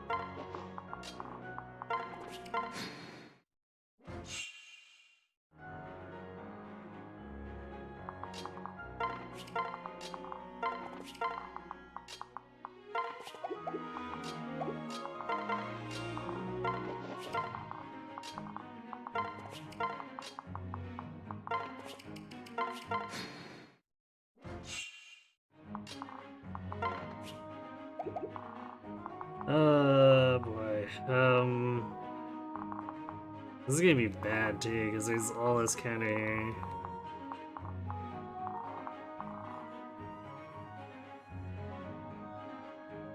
I guess we...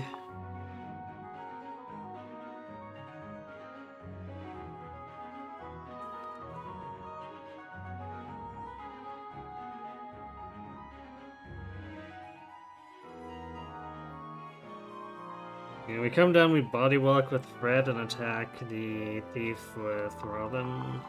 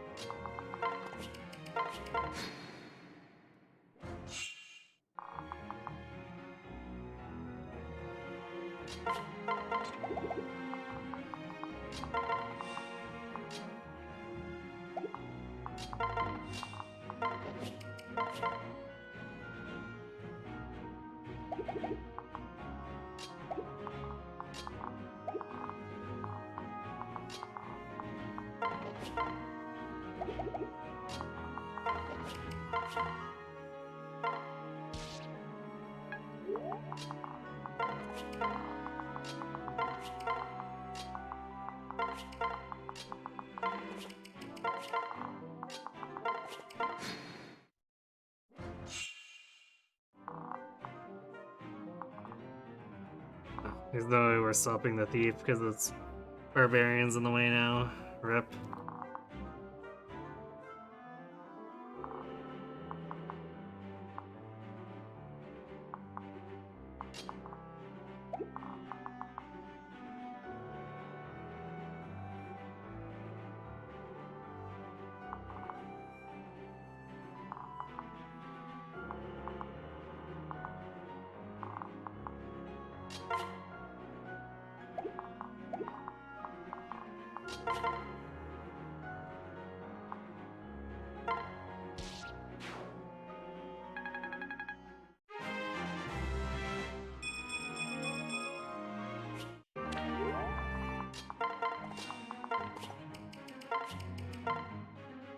This might be a mistake, but I think we need to get our dual strikes back online there.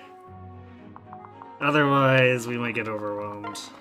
Which is kind of sad, because that bottom approach is supposed to be safer, but... Unfortunately...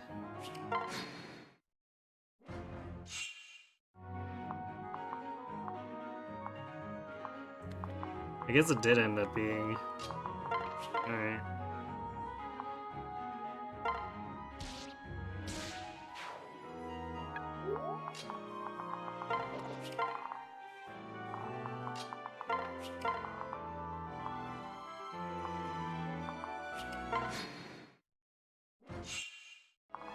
No killer wants though, so we're in trouble.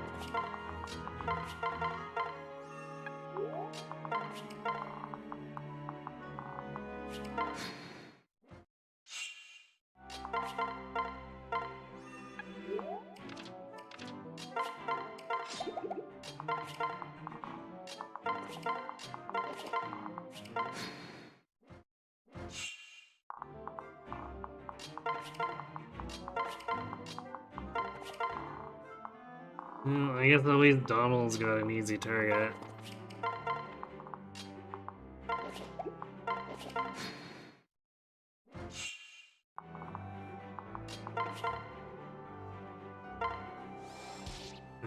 It's Probably gonna be pointless to try to get sword experience on Chrome.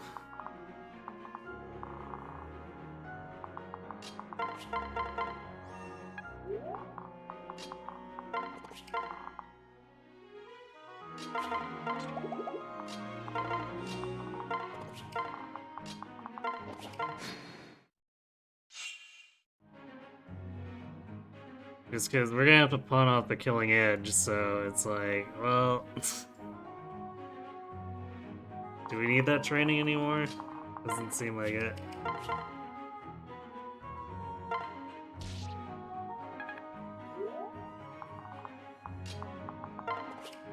Oh, wait, actually, we don't want to partner with him.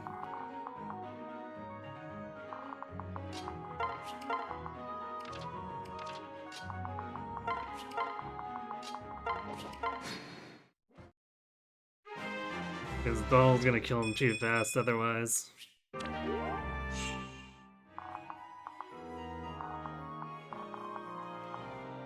So we'll do this.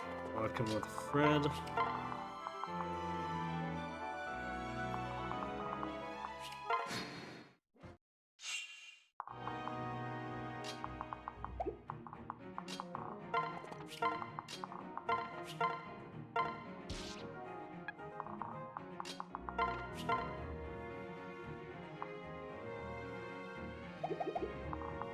Do we go for...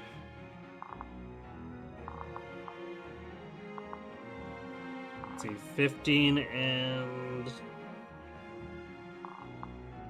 21. We don't die.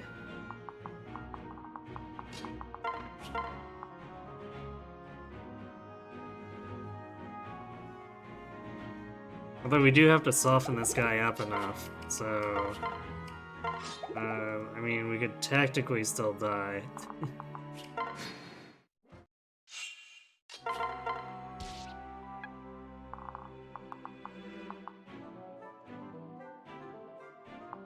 We're just unlikely to. But we might still need to trade away stuff from Fred, or using Fred, just because Chrome decides not to help out, we could get into trouble.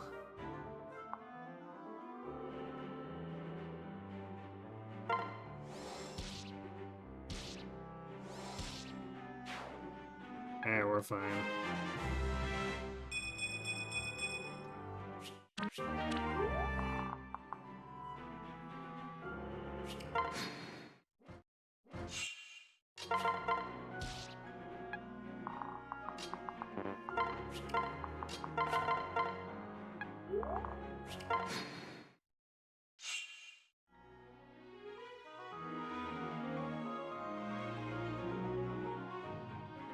Hello, tap down. You missed this game, and you wish you had you wish you still had your 3DS.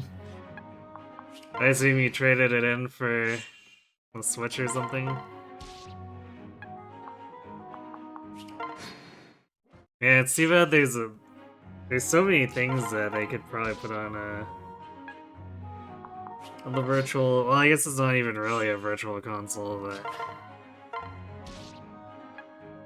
but they could put on the eShop for sure.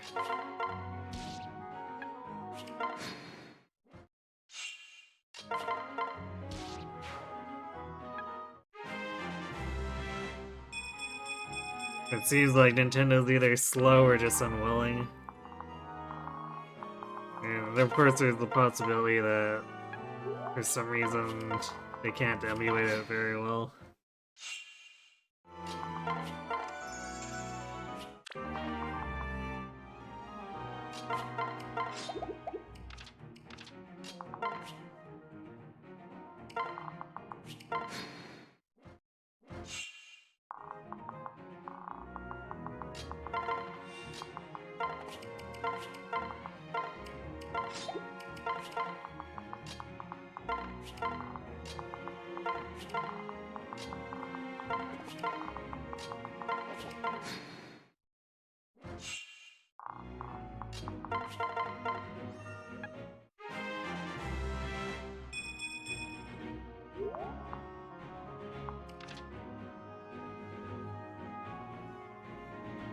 Wow, and Chrome actually reached Caesar without any special input from me.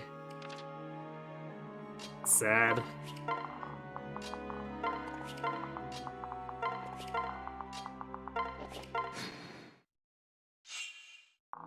Because, like, if we'd gotten the Killer Lance, we'd actually be in...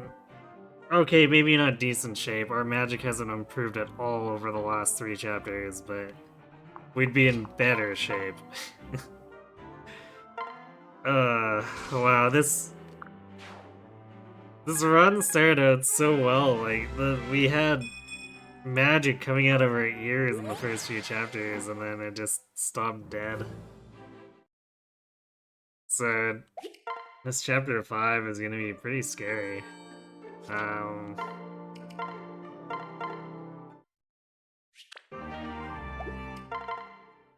Being 3 magic short, I don't think there's any way we don't go for the crit thunder. That's rough.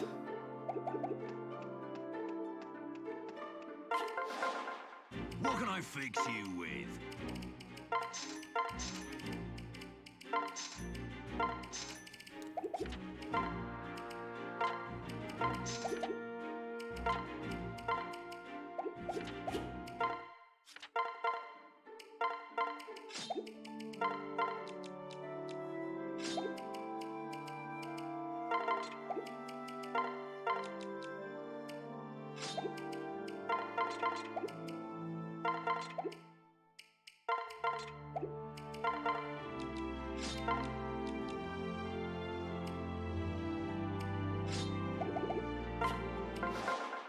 I carry only the finest. Actually, with the lower funds, I'm not sure how much crit we're getting out of this. Let's see. We can go to... Oh, I guess... We're only losing out on 3%. But... being in the situation we are, 3% could actually matter a lot.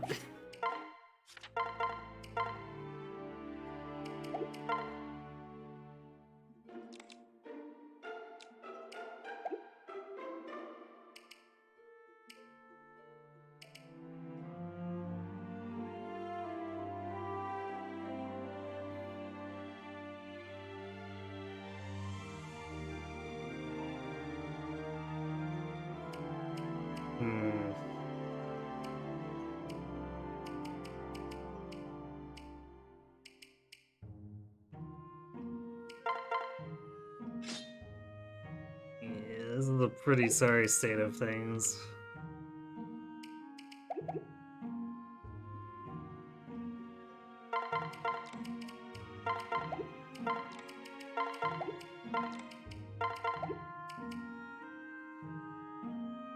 I guess we did get the bulk I was asking for, 3 extra deef. It's not gonna help us against counter though, so... we'll see how this goes.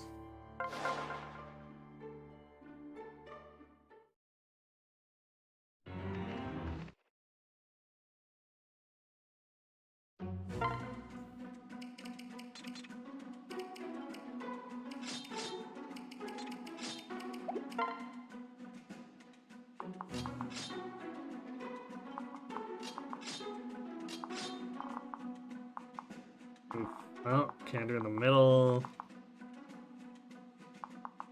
Take care of this side here.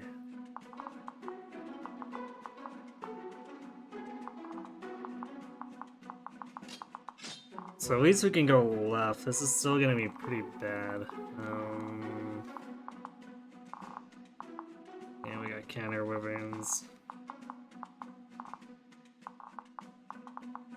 Counter Edith Myrmidon. Fun times.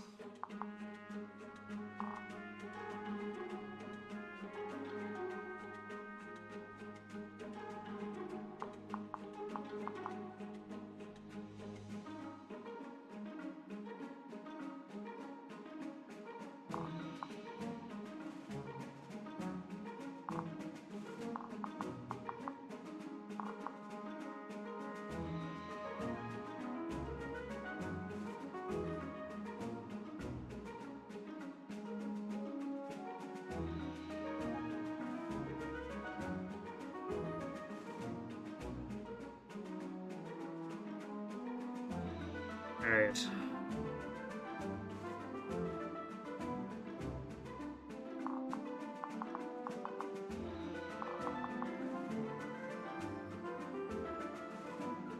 Well, we'll try. But Crit Thunder is the best thing to rely on. That's the best we've got.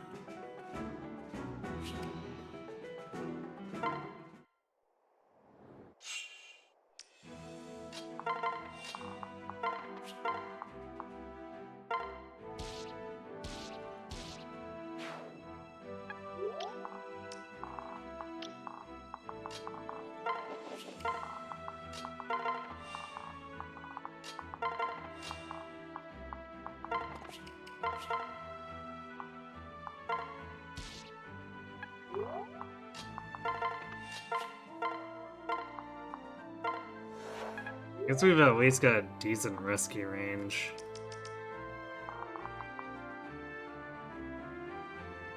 So we can do a little bit of shenanigans with Let's End Maribel.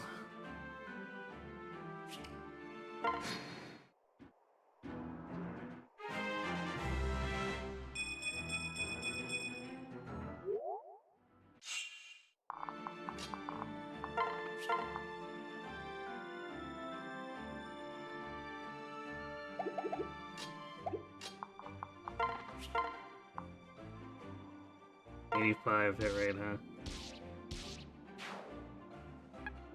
Definitely a bit freaky.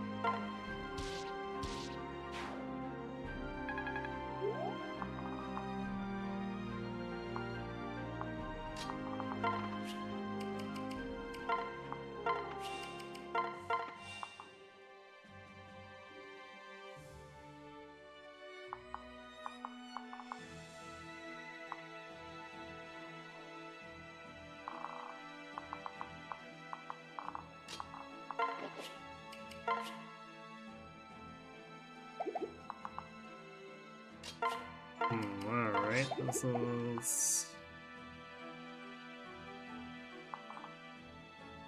I guess turning out about as well as I could.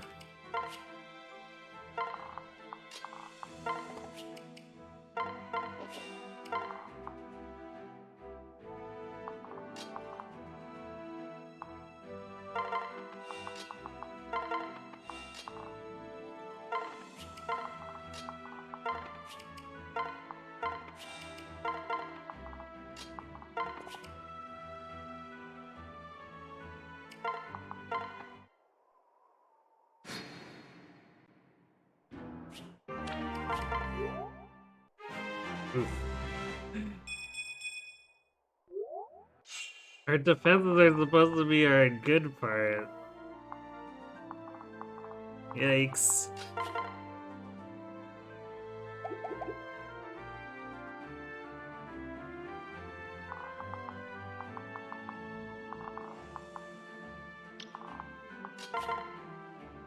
We can't really back down here either. We need to kill this guy.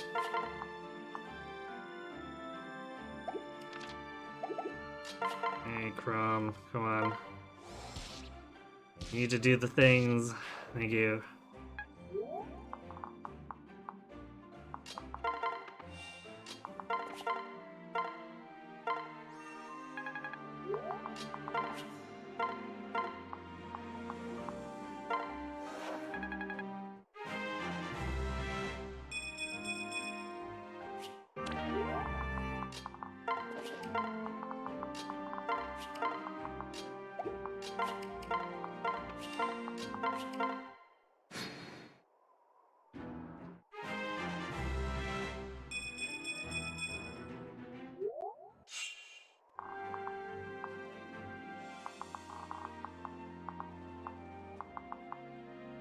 Yeah, at least the weapon reinforcements don't have candor, that softens things up a little bit.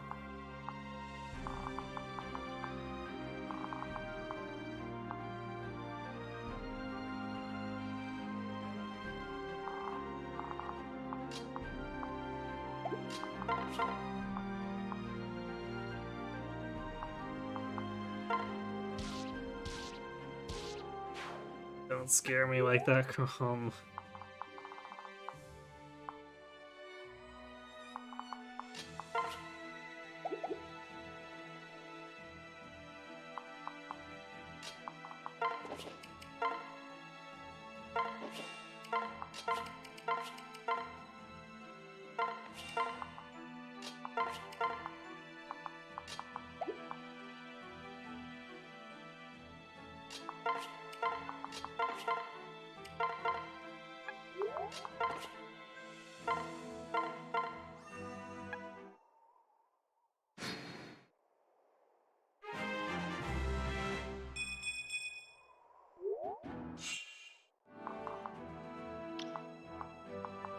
Ugh, so bad.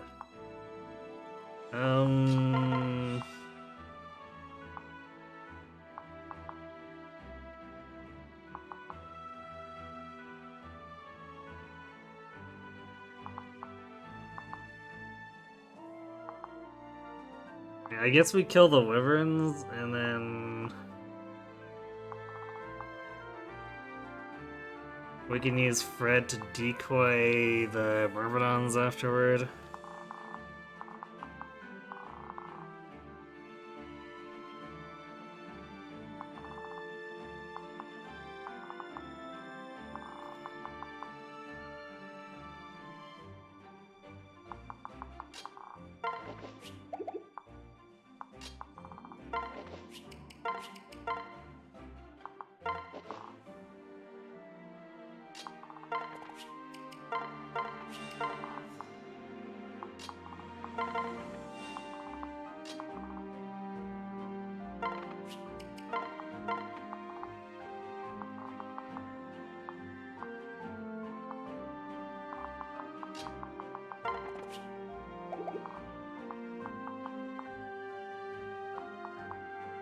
Getting through that Aegis, so, man. Alright, I guess we're relying on Falchion with Grit Thunder. What could go wrong?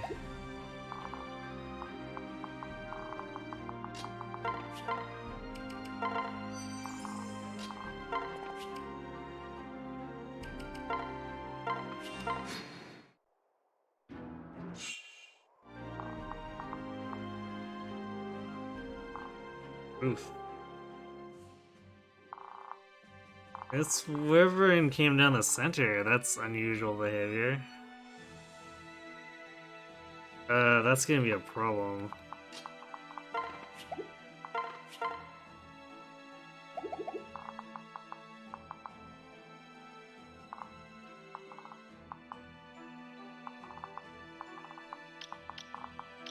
Okay, so if we...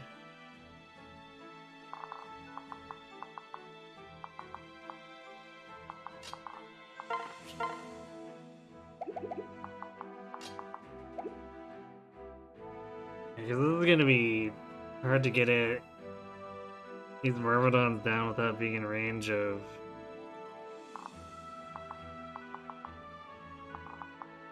Yeah.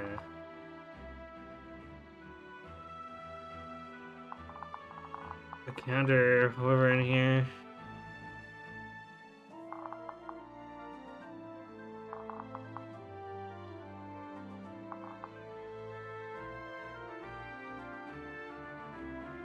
So yeah, I guess we're doing the decoy thing.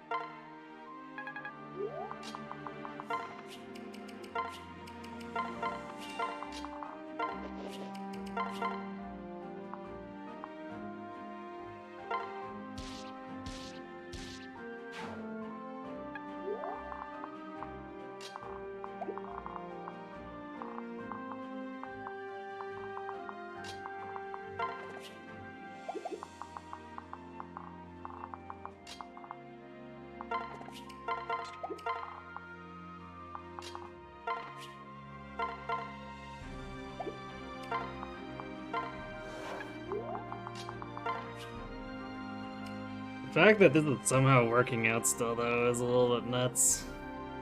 Because we were at a major disadvantage starting this map.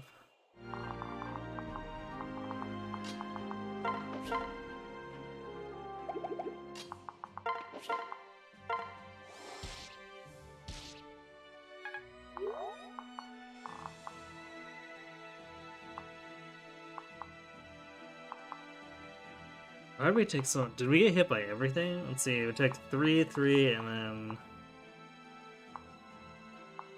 8. We had to have been crit. No wait, we're being doubled. That's why. So we took 6, 6,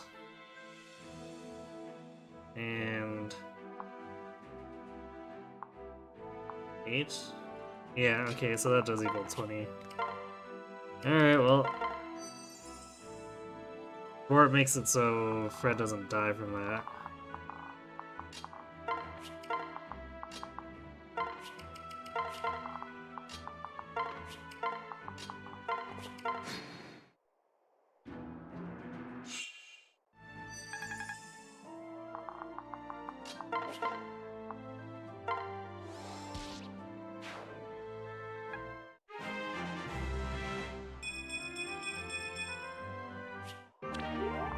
Our stats are starting to work out, just... Damn, man. This is still gonna be a bit of a hole to dig ourselves out of.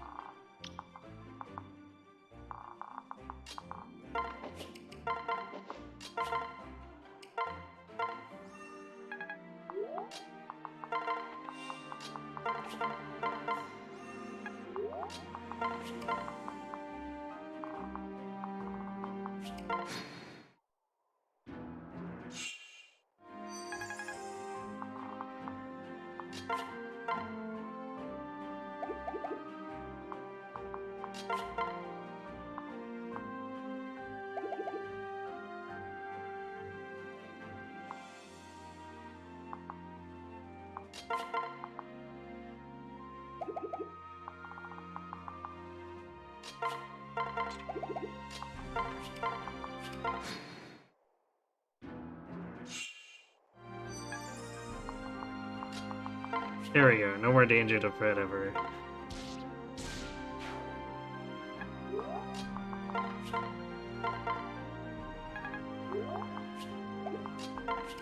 Or at least for the rest of the map, probably.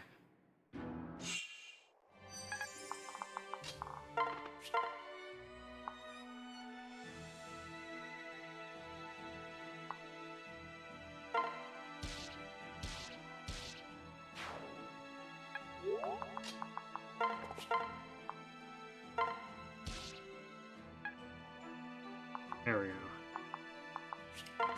Oh, I can't believe we made it out of that. What even?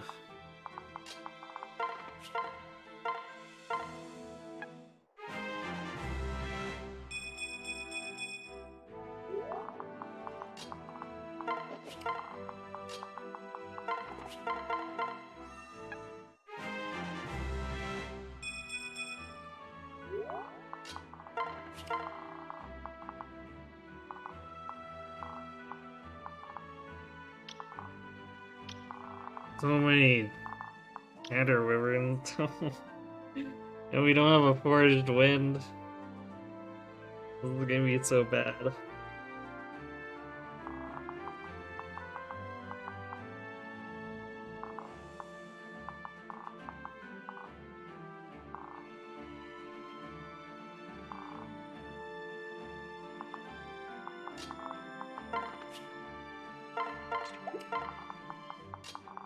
Alright, we're probably gonna have to pull aggro off using Vic. Since the enemy really likes to pummel him, we can do that with the two counter guys up top here as they're coming in.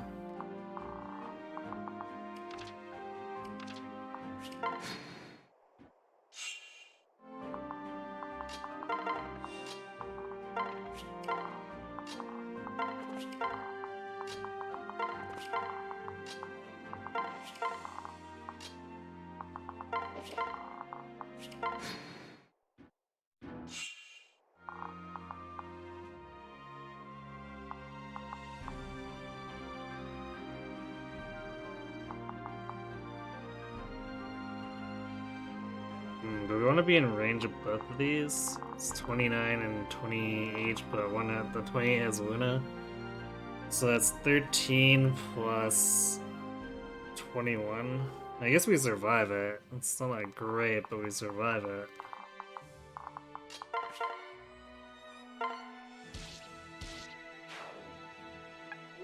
Of course, we could also not get hit, but let's not rely on stuff like that.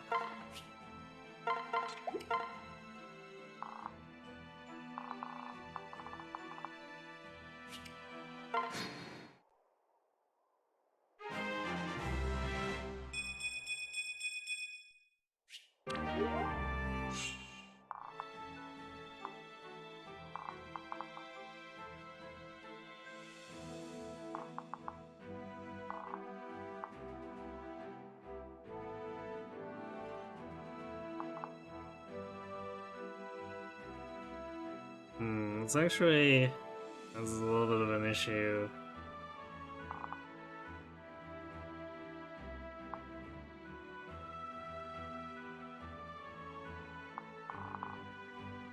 Let's see, maybe we could go in the fort and swap this up actually so that we can use Orsons twice. Yeah, that would be fine. Let's do that instead.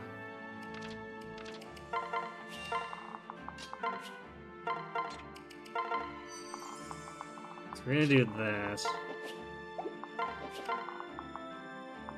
Orsons twice is... Is this only 9?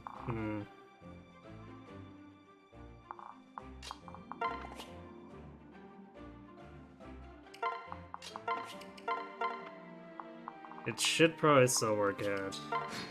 Because we can also set Vake to bait off.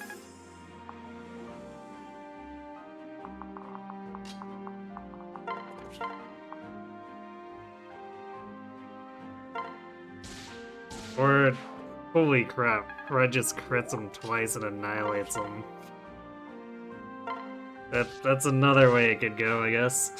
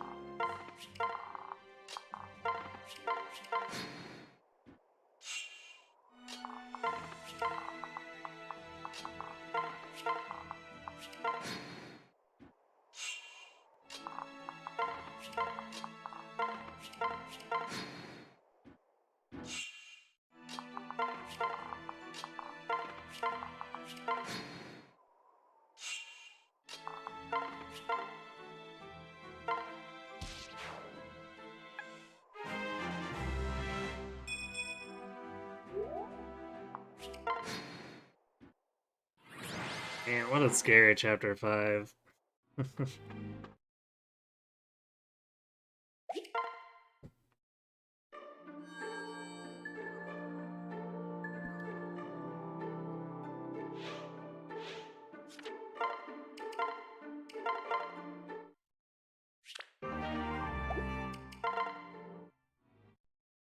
We're gonna have every kind of supply issue here, though. Like, look at Chrom's swords. They're just not in anything resembling good shape.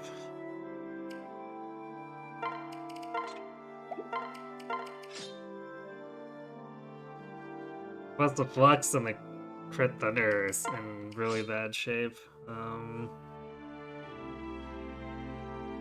Our magic is definitely not high enough to get any kind of one-shots. Except, I guess, against the Thieves. Which could still be enough, but it's still not great.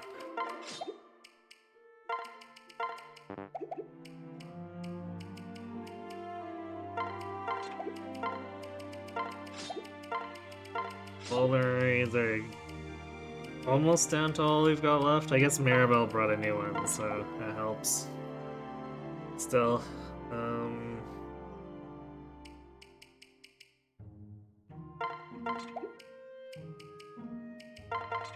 yeah, this is not great.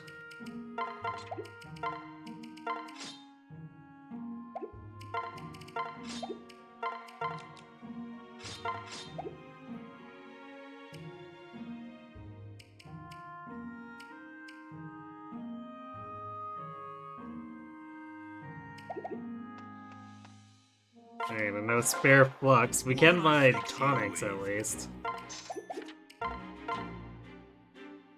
So we're not totally out.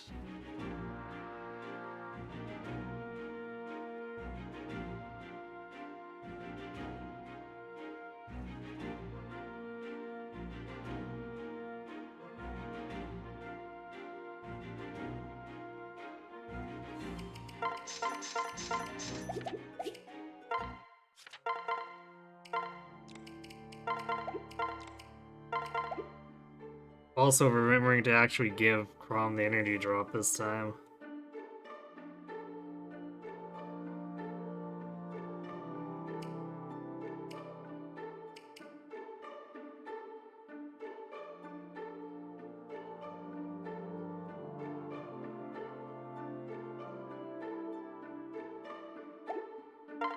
Yeah, this is likely gonna be pretty rough.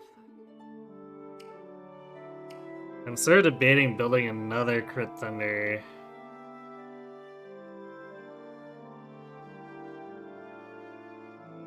But we should actually probably save it for the wind. If we make it to chapter 7, we're gonna need the Forged Wind.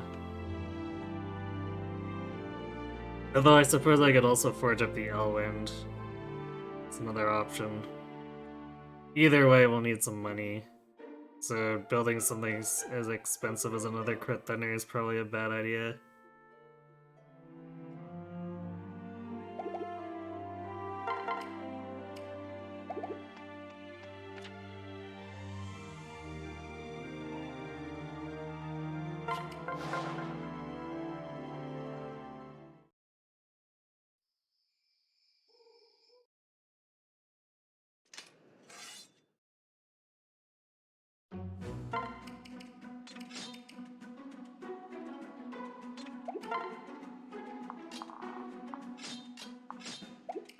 Oops, no, need a long coup. Or Sumia. Back on the bench you go.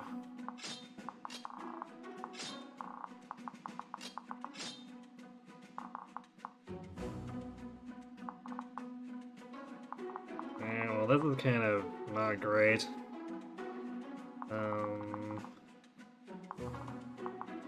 Because Rickon is unlikely to be able to set this up for us, because he's only got 16, so he can deal 15?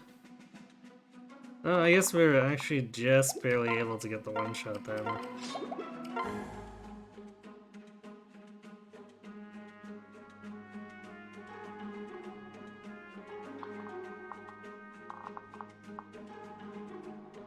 Yeah, 15 and 27. Jeez, alright. Because it's sort of imperative that we're in range to grab this thief, otherwise things start to slide downhill very quickly.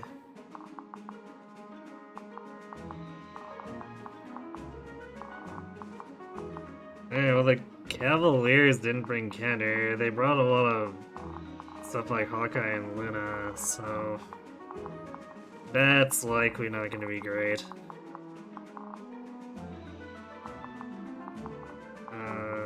Yeah, this...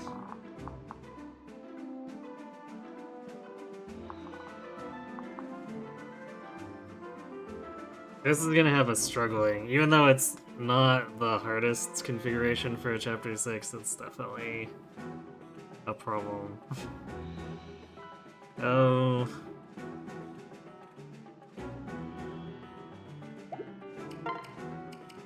Do we have enough junk to give Lissa here?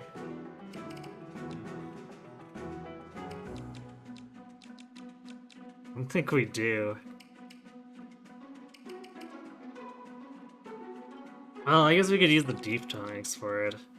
Because we want to pass the concoction back. So I guess we do this.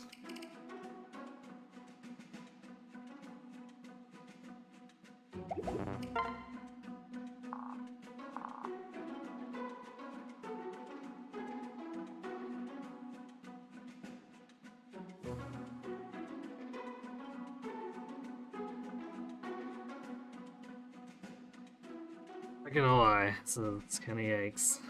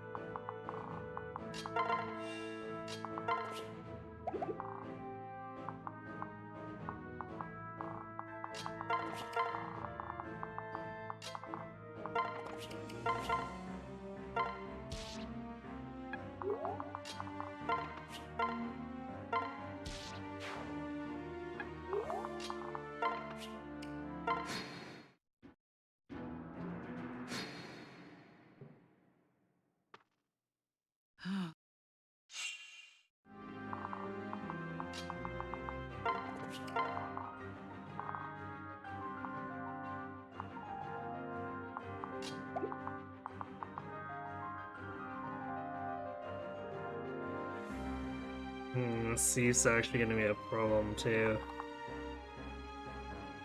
So we don't one-shot him. I guess we're doing Crit Thunder. Because like we could one-shot him if we left Rickon with Robin, but then we're not recruiting Gaius.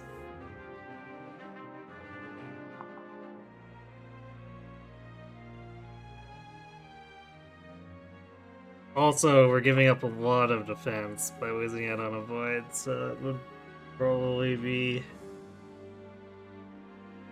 ill-conceived.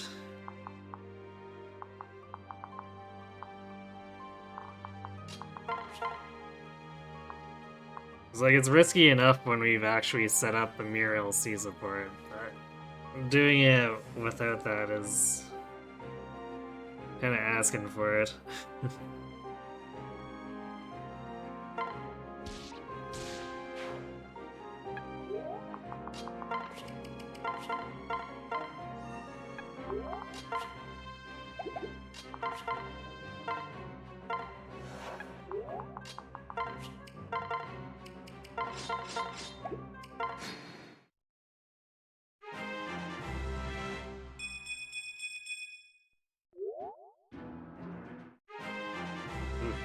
Lucina getting destroyed. Well, we got the crit, I guess, since we didn't take damage. Actually, we either dodged or got a dual guard, too.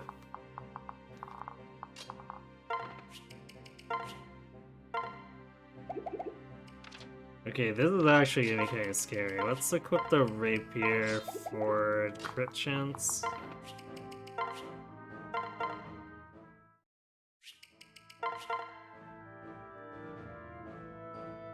Because we have to get through Aegis. And so... Well, let's see. Flux...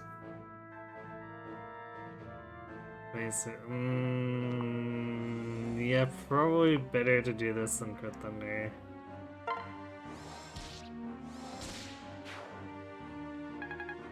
I guess we never got to see if Chrom was gonna get that second dual strike.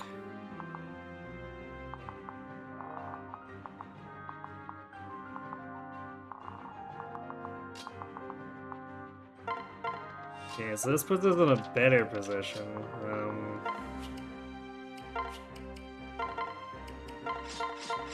There's still just a ton of raw damage incoming, so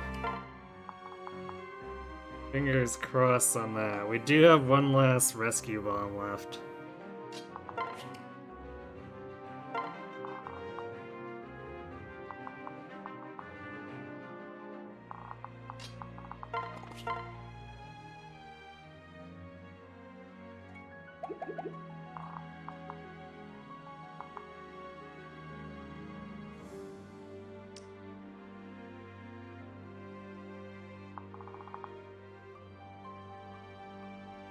Just don't like how much damage Fred will take from these guys. We're gonna hang out here and maybe try to pull one of them off afterward.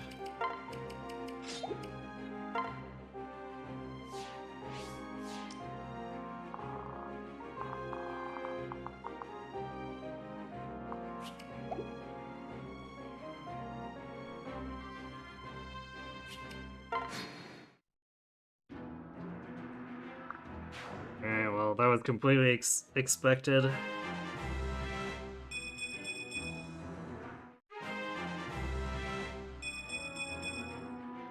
Lucina was just getting destroyed there anyway.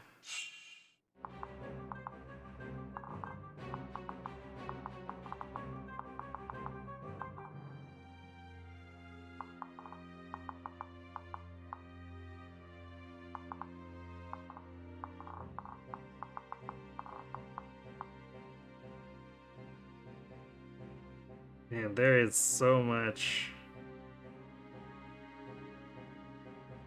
Aegis here.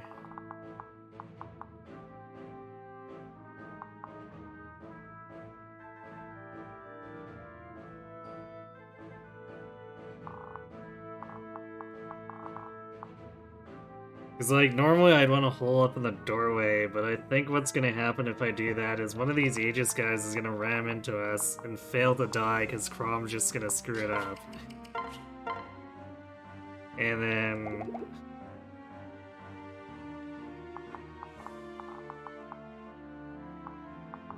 I guess there's only the one pass guy.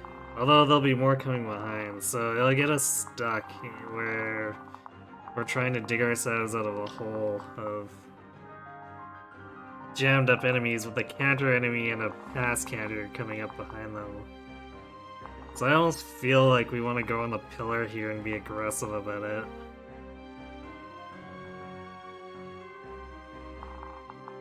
And then we could... Oh, this guy's got Zeal though. I was gonna pull this guy off with Fred, but Zeal's gonna make that not great. Alright, let's do this. Full heal to improve our odds.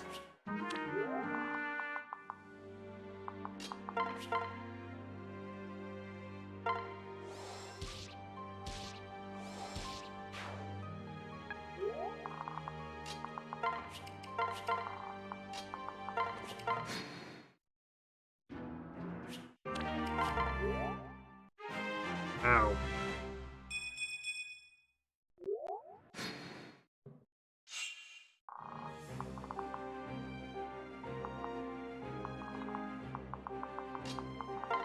Okay, well, I guess we should be okay here.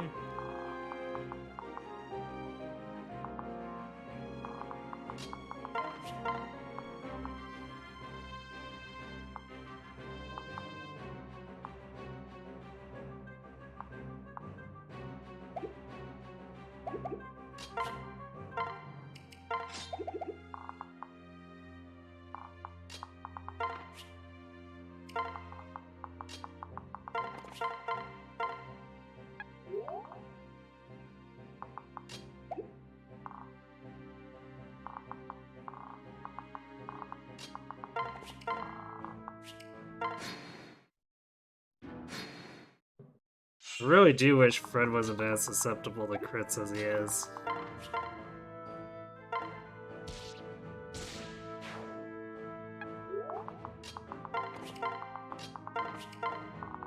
Yet another reason why I dislike crits in Fire Emblem.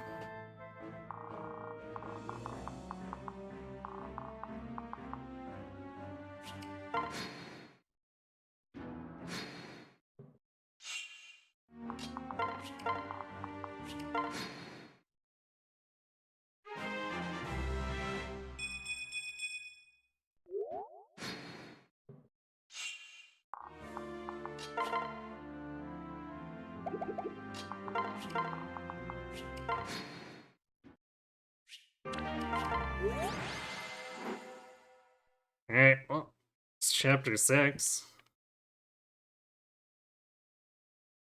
We have no resources left, but we got through chapter 6.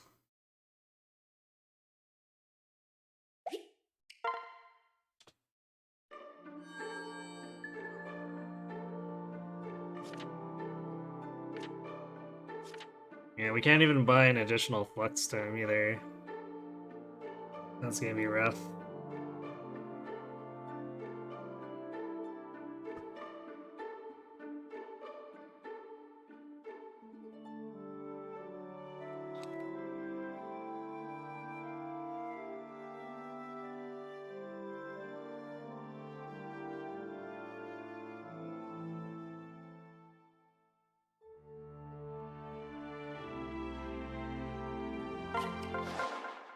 I carry only the finest.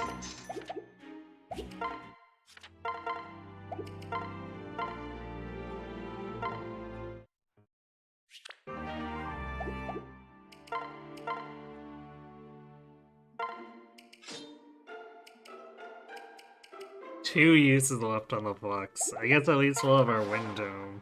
What can I fix you with?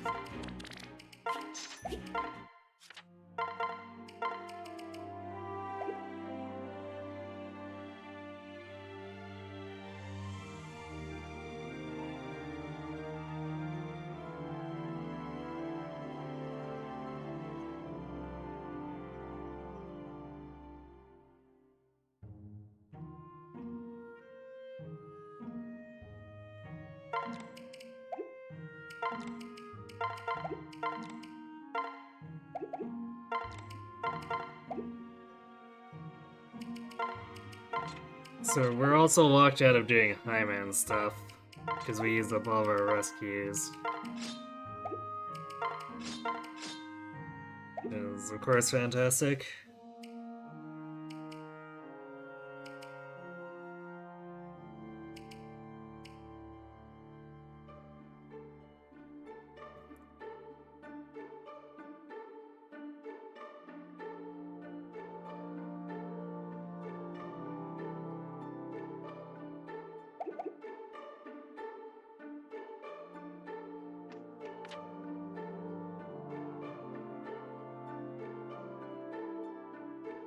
Alright, I'm gonna go refill my drink again before we start this, so I'll be right back.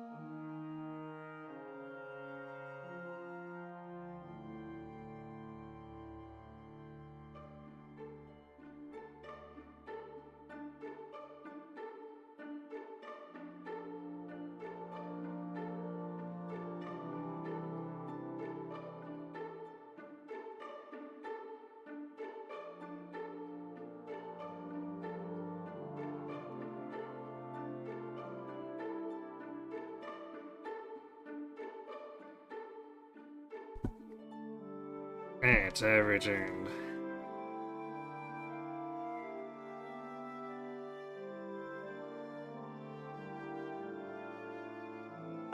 Alright, chapter 7, what have you got for us? How murderous.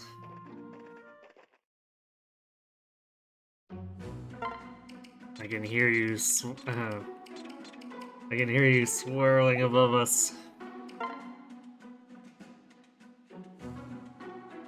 Vulture that you are.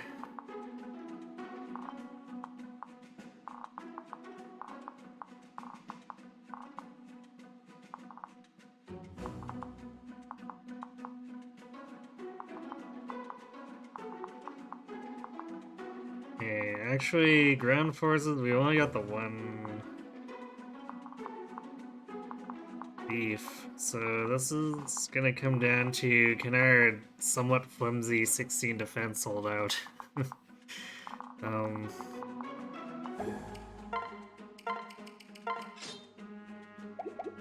Oh, we do not get one-shots here on the thieves. So we need to really watch out for this guy, or else he's gonna do major damage to us.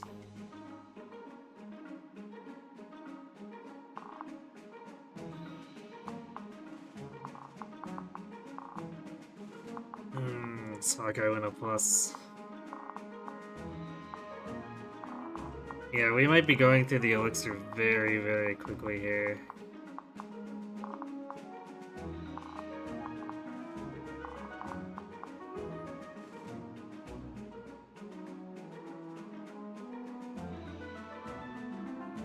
I guess the question is, do I want to use Magic Tonic? So we're up at 38 against the Wyverns, which makes that unnecessary. And then if I use a Magic Tonic with the Thief here, it's just gonna make us take extra damage. So there's basically no point to doing it.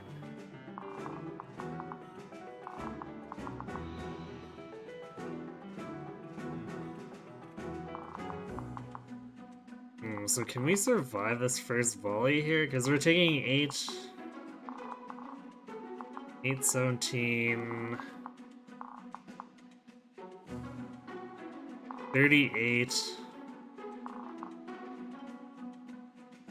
and then potentially another 13, be 51. Man, we have 49 hit points, which is massive, and we could still end up dying just because our defenses are, or like our concrete defense is not super. That's frustrating.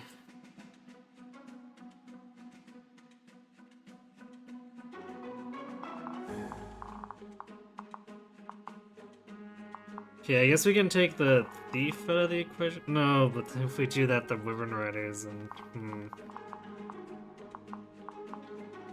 Actually, okay, if we stand here, we're targeted by less things, but that's... Well, I guess that's what we're gonna have to do. Here to here, and then...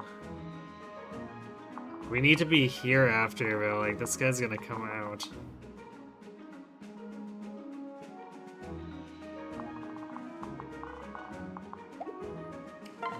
Alright, well... We'll do the best we can.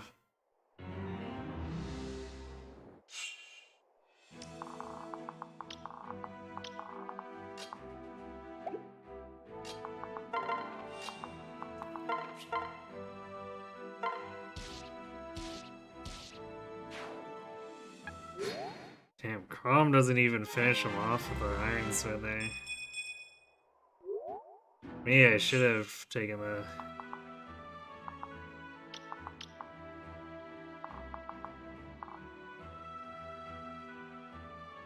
Magic Tonic. Wow, we must have gotten a dual guard on the Hawkeye Winnow Plus though. Which is pretty lucky.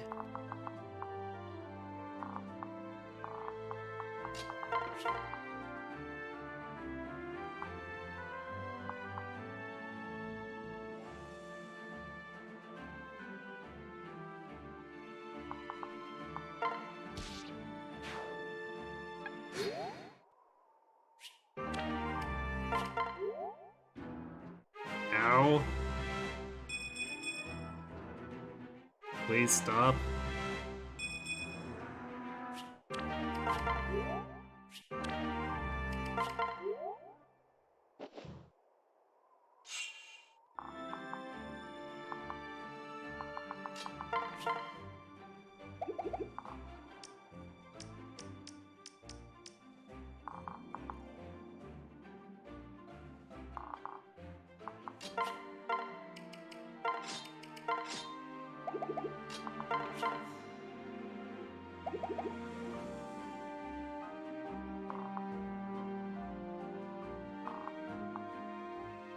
I don't know if this order is actually gonna work. If we don't get into this bush, though, these wyverns here are gonna be all over the place.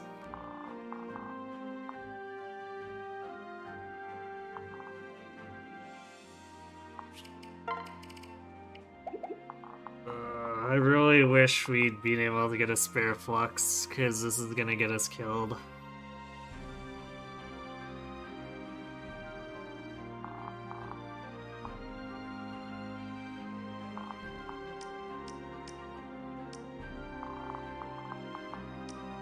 At least the thief's the first of the ground forces, so this might actually... Wait, we can't do that. That's gonna kill us against this Wyvern Rider.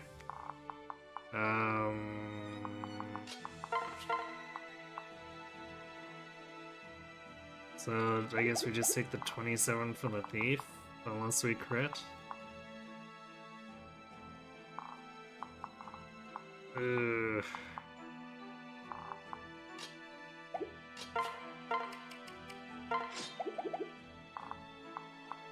Definitely not feeling good about this.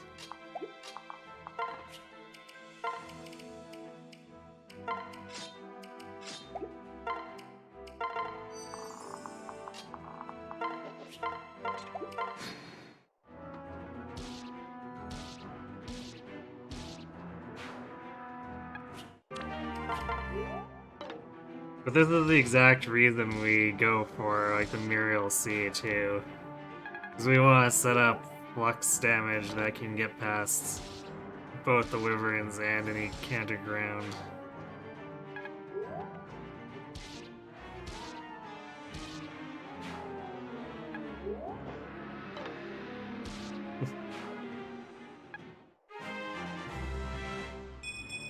Well, I guess our massive hit points did help in the end. But Jesus, man.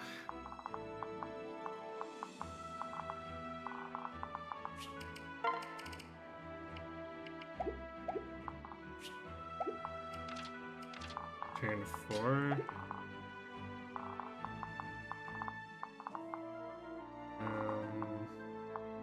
Okay, there's only one Luna Plus here.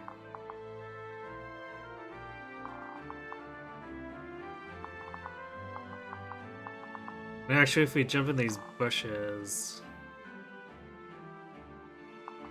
we make it so that we're only targeted by 3.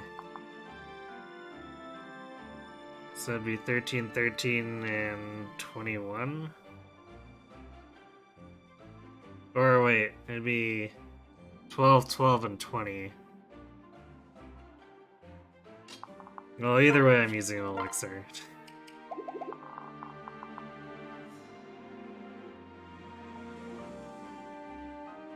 But I guess if we're outside the bush, it'd be the 47. Yeah, we don't want to risk getting hit by that one. So we'll do this, and then we'll take it slow.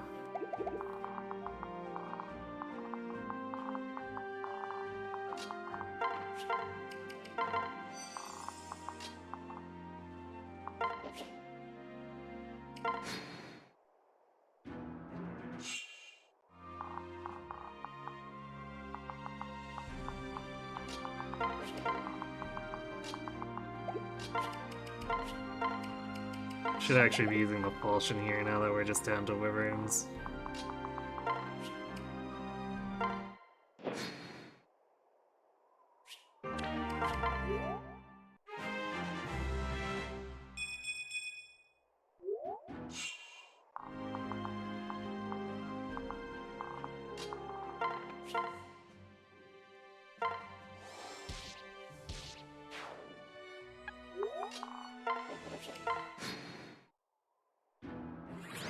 Alright, well, we survived.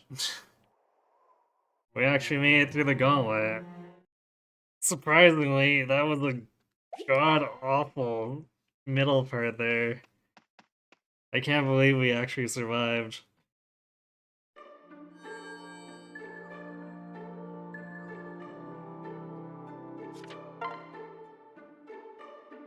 Because all of our forges were basically gone. That's kinda crazy.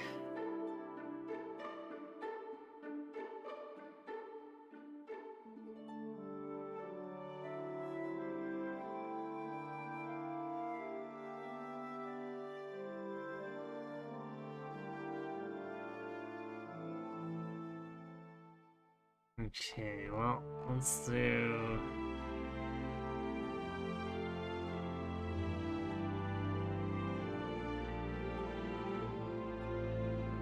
Standard chapter 8 setup here.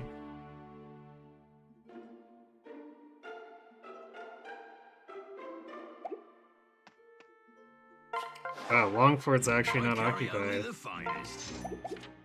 So it sucks that the magic shop was camped the entire time, but I suppose if we didn't have the deep tonics, we definitely would have died. We were down in single-digit hit points quite a bit.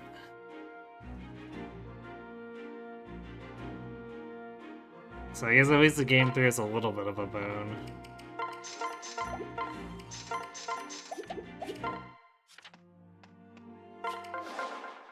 What can I fix you with?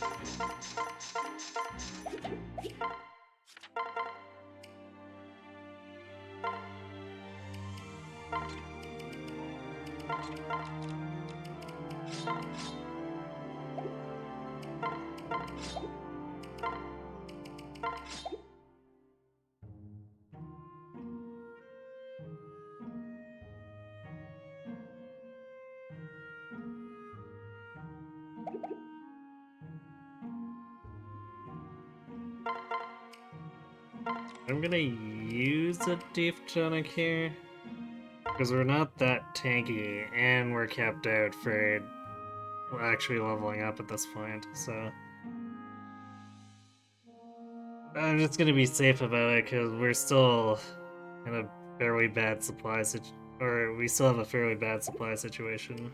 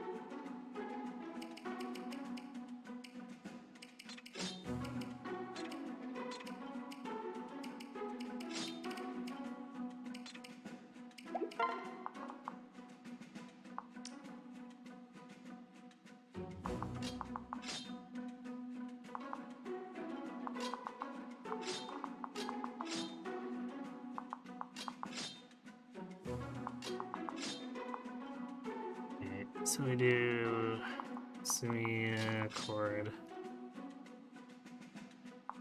red, blank, chrome, Ariel, Robin, this is black, Rickon. Also, I should remember to give West of the Bend.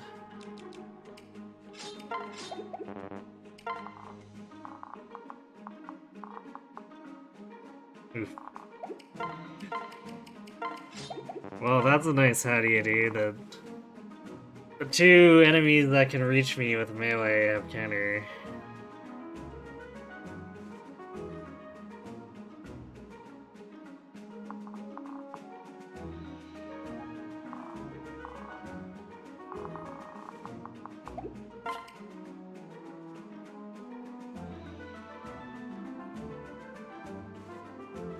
Okay, nice ring going here.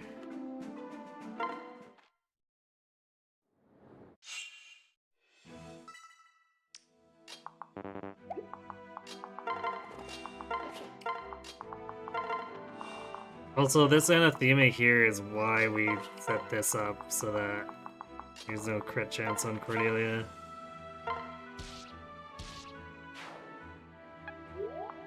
It doesn't happen super often, but we want to have an answer to it.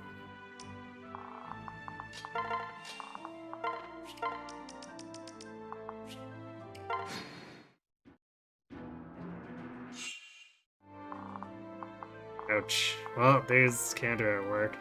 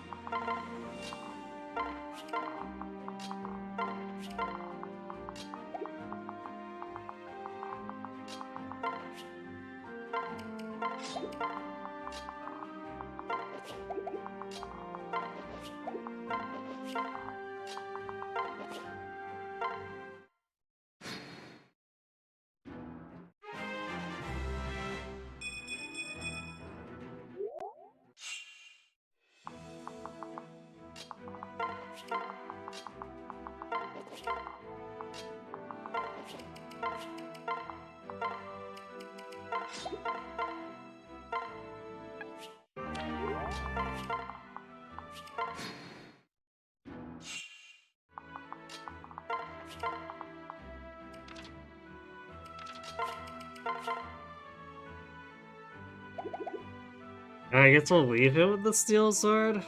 Normally, Chrome's got a killing edge at this point.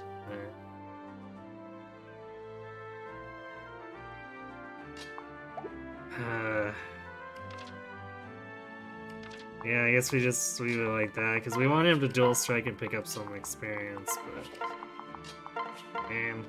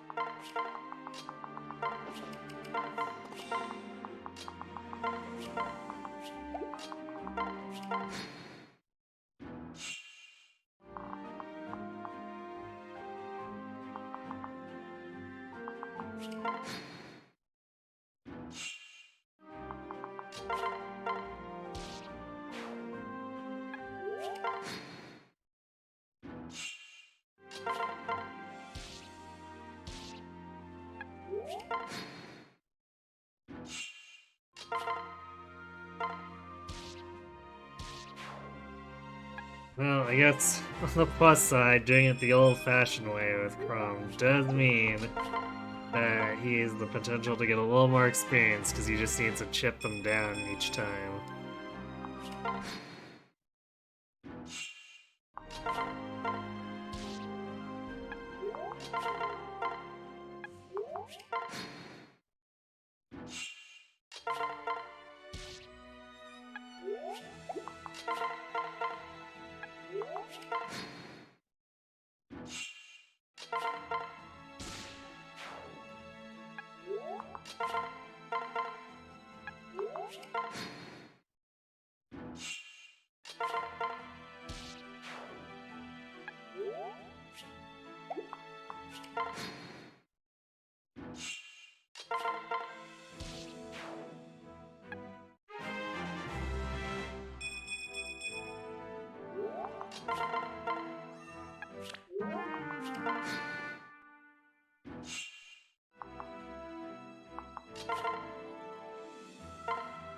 Well, for all of our magic woes with Robin, at least Alyssa's got abnormally high magic.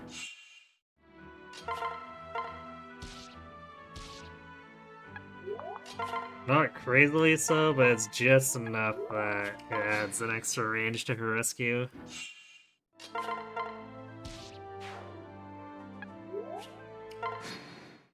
Which might make a difference with the less than smart villagers.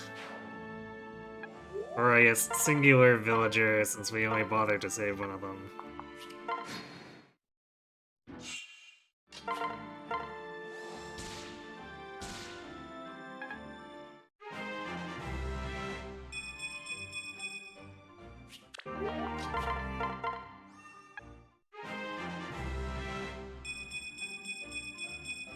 "13 magic Lissa, you say?"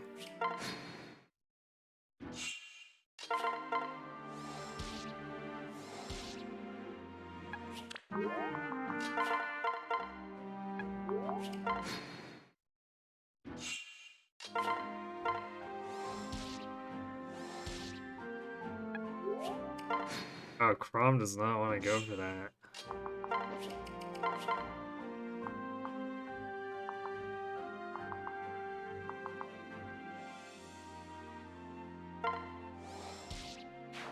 There. Hooray, experience and stuff.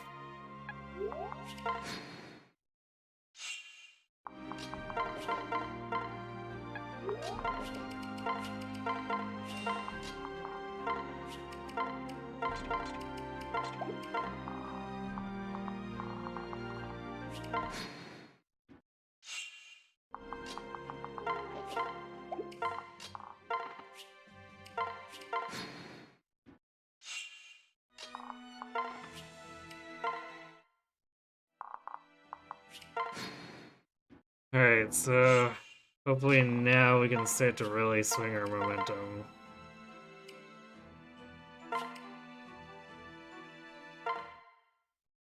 Their stats are certainly not bad.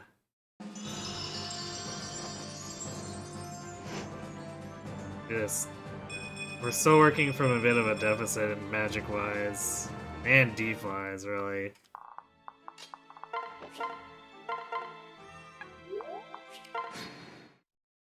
But the promotion gains give us a little bit of a buffer.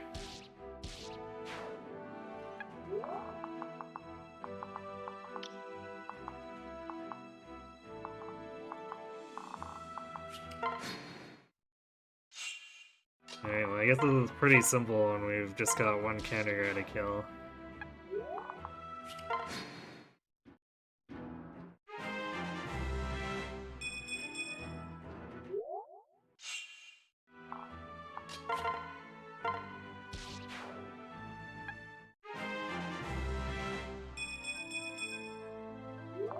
Come on, we really need that magic.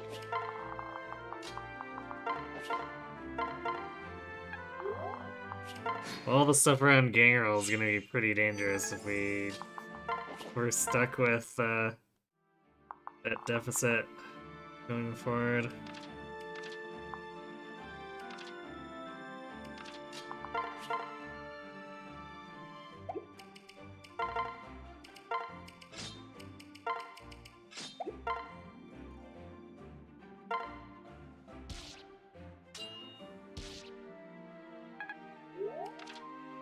Are you serious? Wow, alright. I mean, I guess we got a dual guard, but not a single dual strike from there is yikes.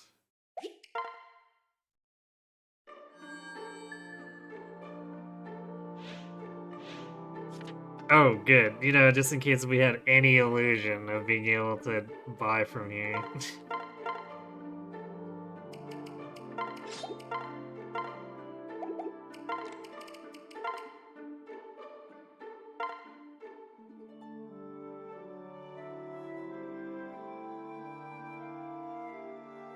Alright, so we used 2 elixirs, 1 concoction.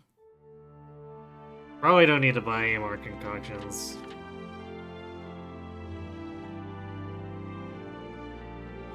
So let's just buy our wind tomes. I carry only the finest.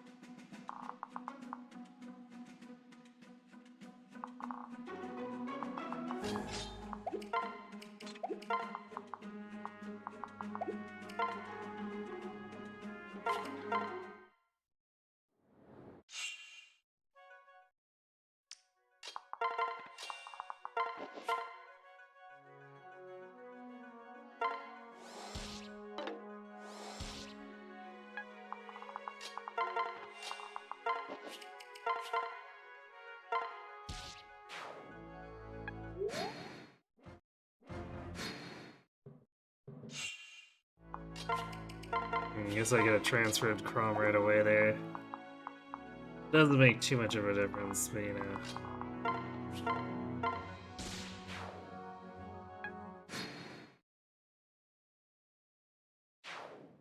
Well, she lasted a turn.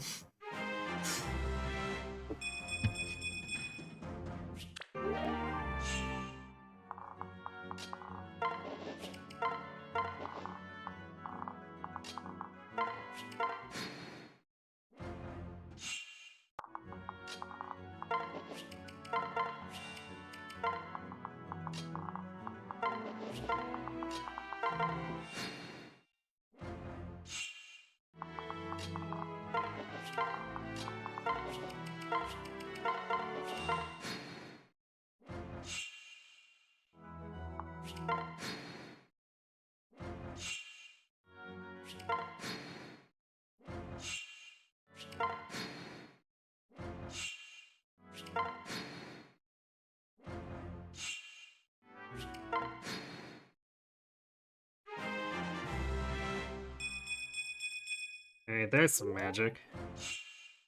We need a rate better than that, though.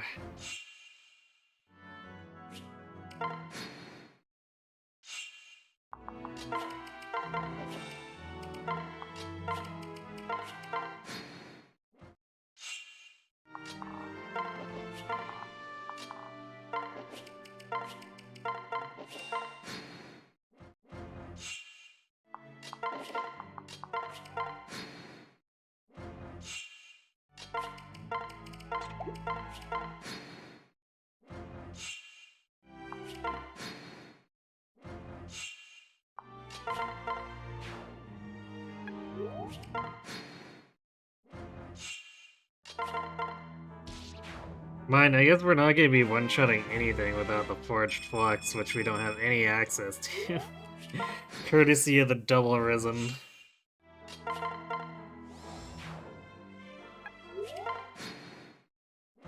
So this might be one of those rare occurrences where we're leaning on Vengeance, which is kind of our backup for this. That makes me a little nervous.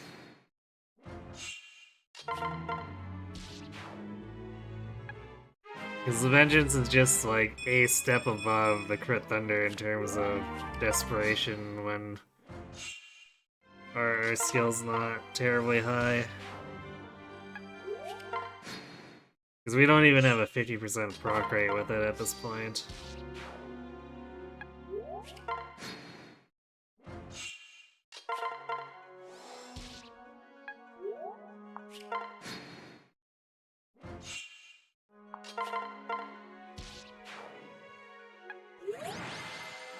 Which means, man, Paralog 3 is gonna be kind of scary.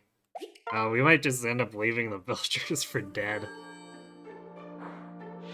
Because we're gonna have our hands full just trying not to die.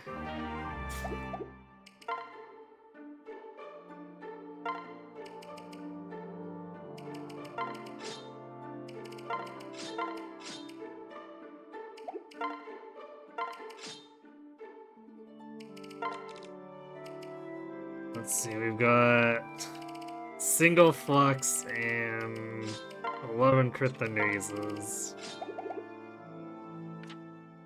Oh wait, wow, what happened there? They spawned a new Risen on there, but then it all cleared out now? It's a little weird. Alright, well. I won't complain then. What can I fix you with?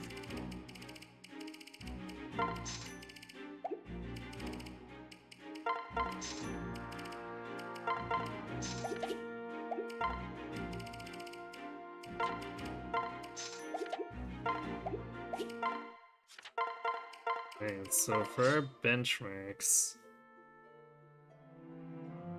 we can add up to 7 more.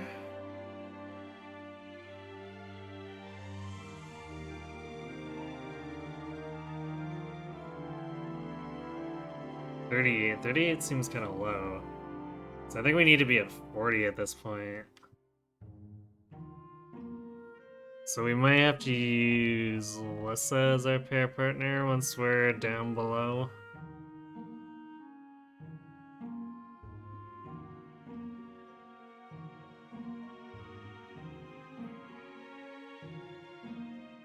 Let's see, well, it kills the mercs.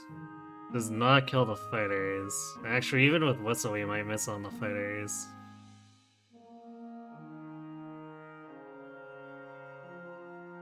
Save for the knights. Well, the mercs are still enough that it might make a difference.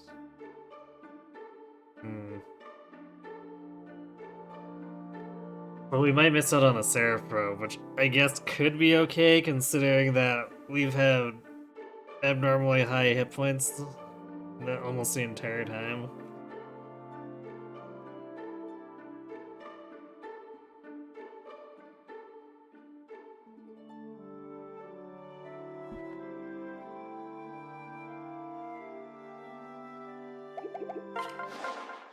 I carry only the finest. Let's just name it the same as the other ones so that we can merge them together in terms of durability.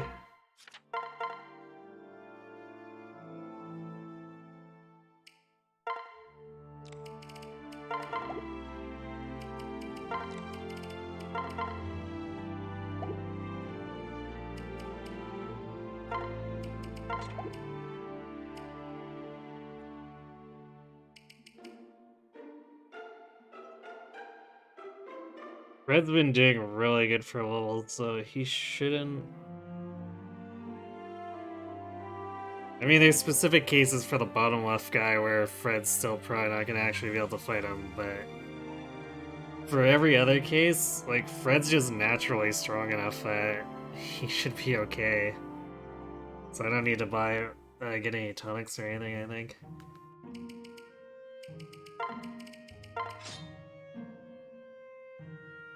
I'll do a quick stat check when we get in, but with Cordelia as a pair partner, he's got 20 attack with the Orsons and he's doubling. So that should really be fine.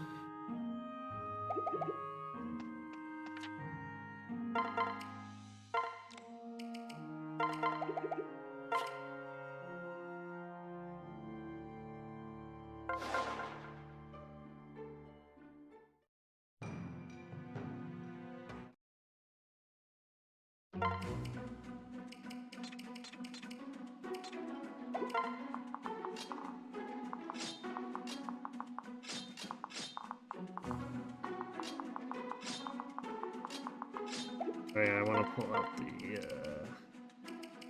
Forged Wind. Probably gonna need that. Yep, definitely gonna need it.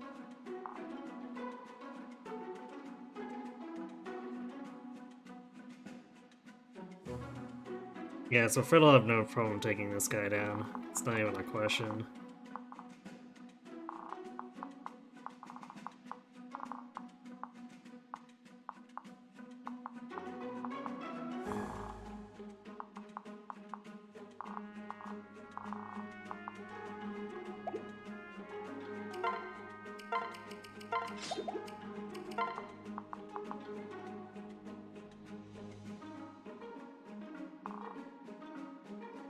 Let's see. Yeah, this hit point +5 fighter, and that Aegis Candor fighter. Yeah, we're probably gonna end up abandoning the villagers. It seems really bad.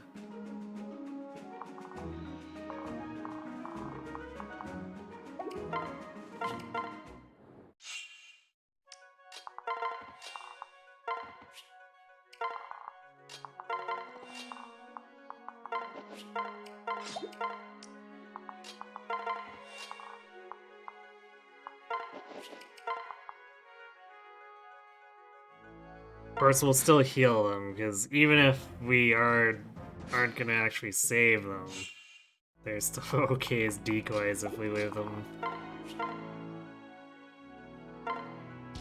Or if we heal them, so, you know.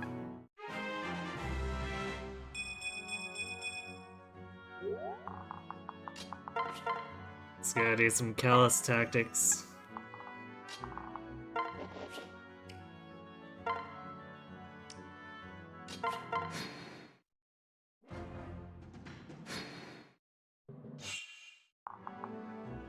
Oof, yeah, that's not anything I want to be near. That's bad.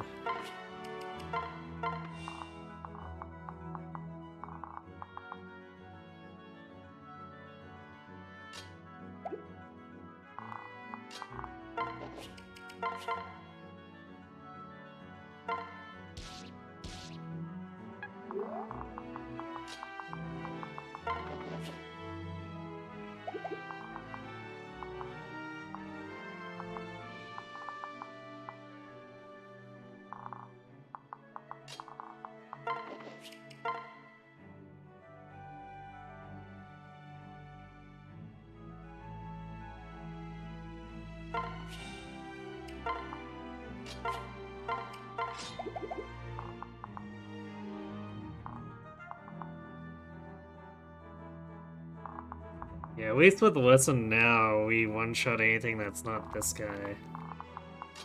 So let's do this. Unfortunately, that does mean throwing the villagers away, because we can't have Whistle Rescue and be our parrot partner.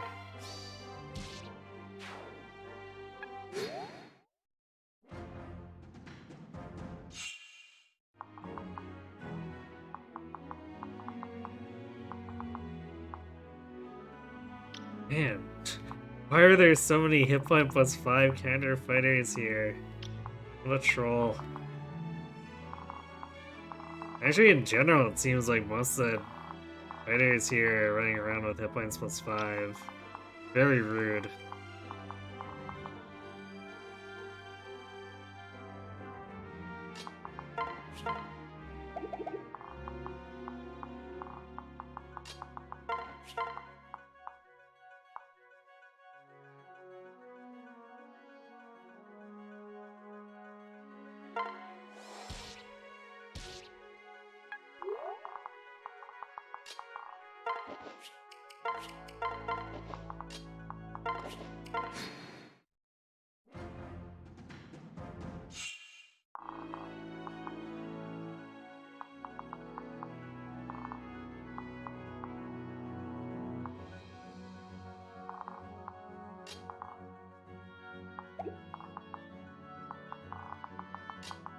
We're actually taking quite a bit of damage, so I think we're gonna thin out some of these guys with Luna. And then we'll re-equip the Flux to jump on the counter enemies.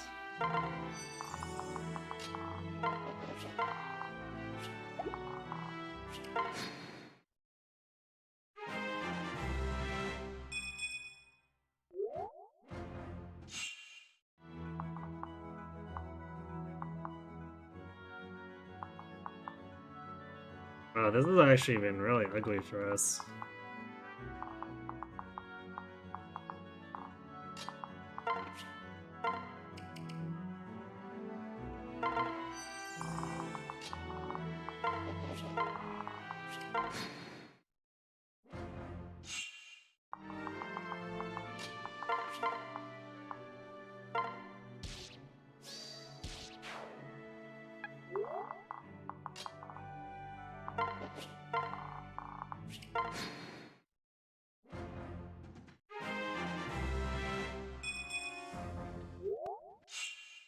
Especially our magic game. It's been pretty ho-hum.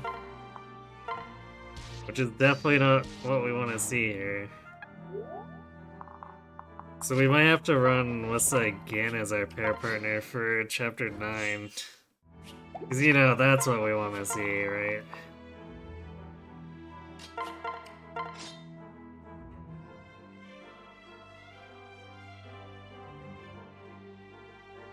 Actually, 40 might be fine. Let me double check that.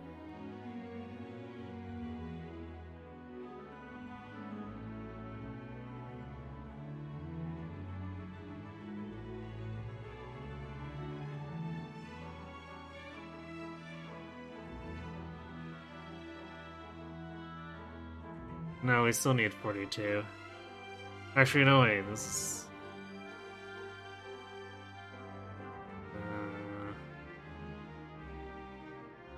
Yeah, no, never mind. Those are the right benchmarks. Yikes. Well, here's what it is.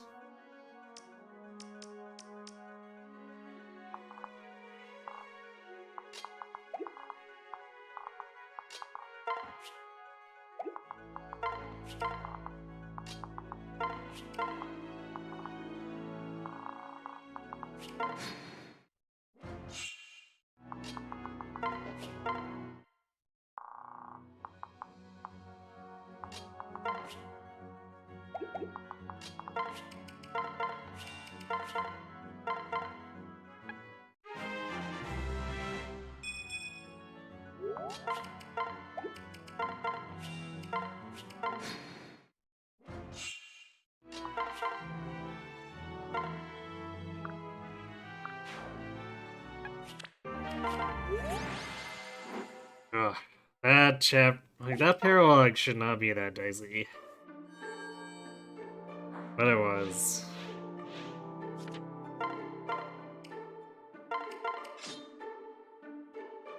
This next chapter is about to be as bad.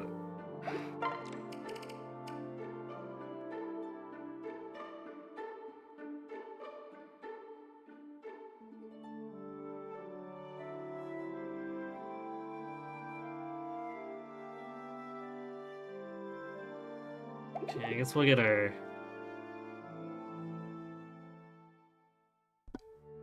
Pick up our bronze gear before I forget.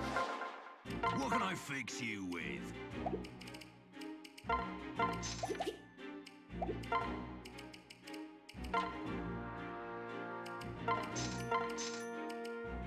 I think we still have a bronze lance.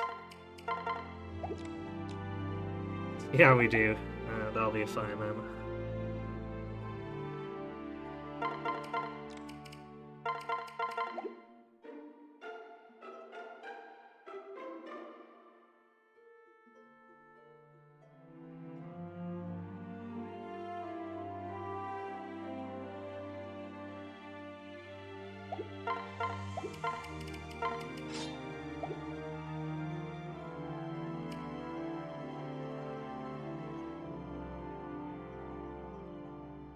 Well, I guess we'll have...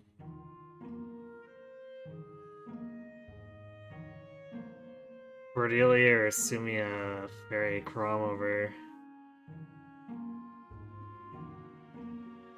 Since Whistle will be hanging with Robin.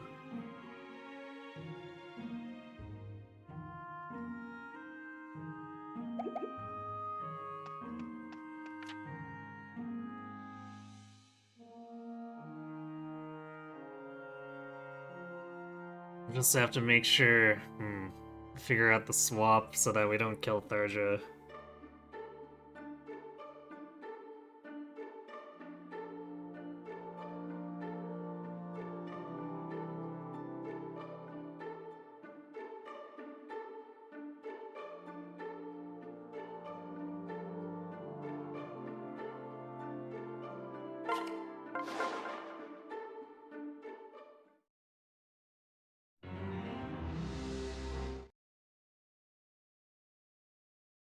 Ugh. Magic deficits suck, guys.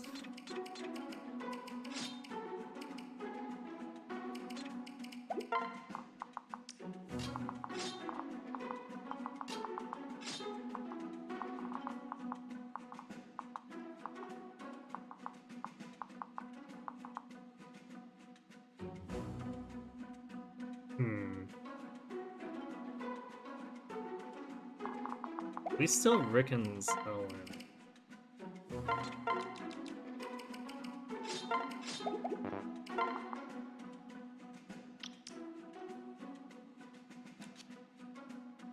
$42.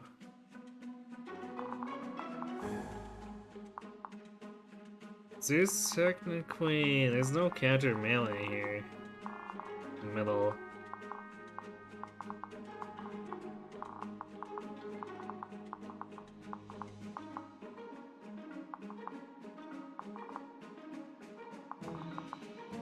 Yeah, this is all the counters on the wyverns.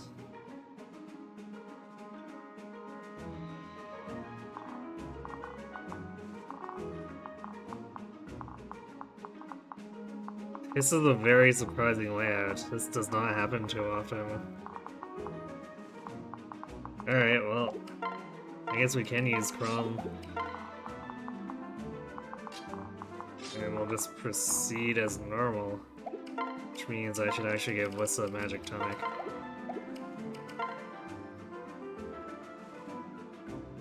Because otherwise we wouldn't be able to get away with not using it, since we would have flipped over to rescue with Robin as a para partner, which would have been a huge, huge magic bonus.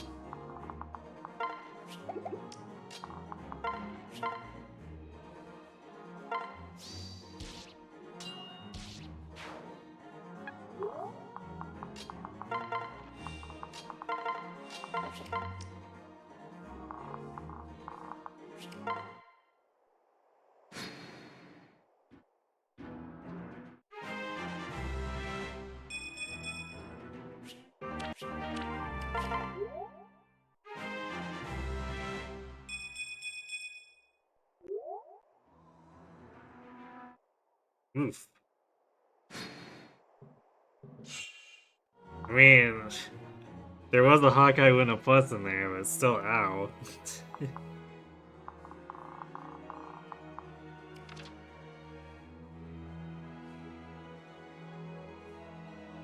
Okay, so with Rickon we've got 19 match gun Melissa. So 1, 2, 3, 4, 5, 6, 7.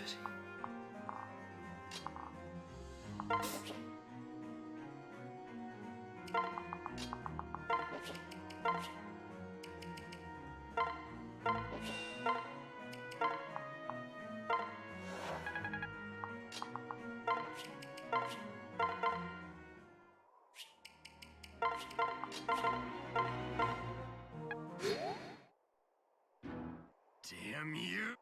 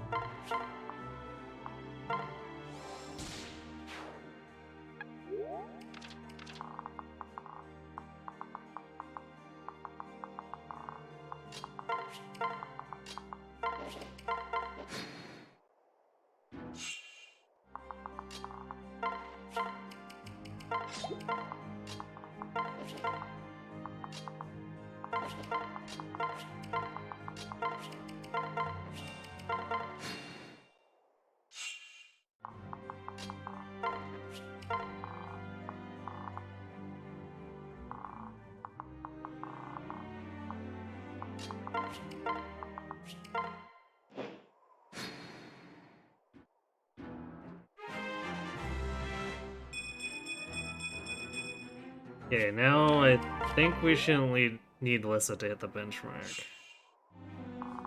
Oof. Man, game's really laying it on with those Hawkeye win pluses. Either that or I guess we ate a Aegis counter attack.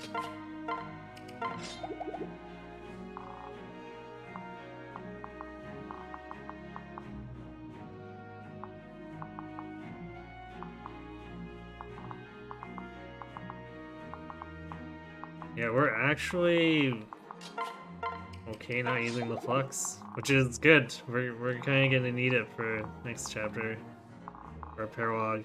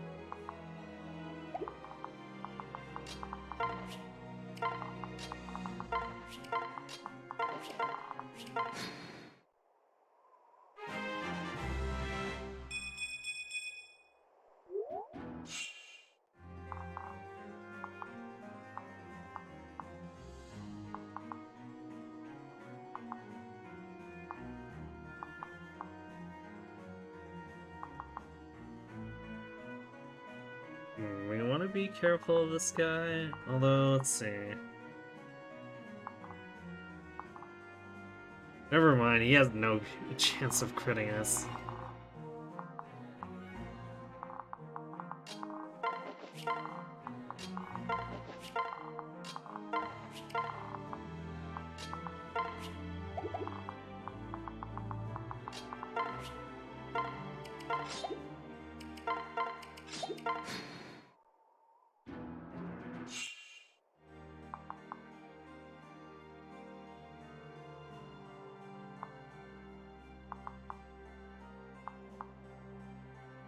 Man, how'd these guys end up?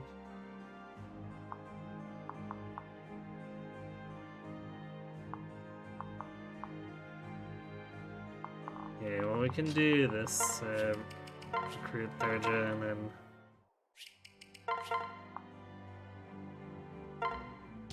get rid of that guy.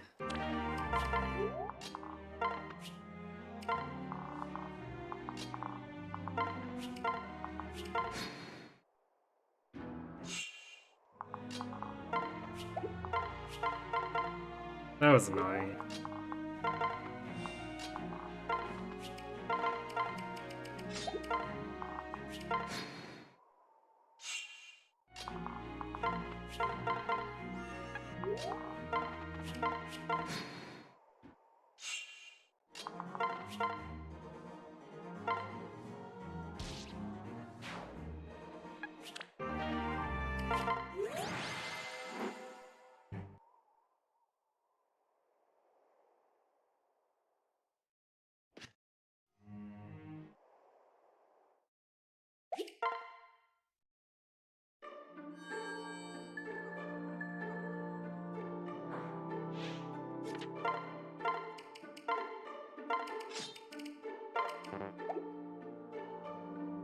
Alright, maybe we actually need to buy any more concoctions, because we've actually to heal surprisingly a lot.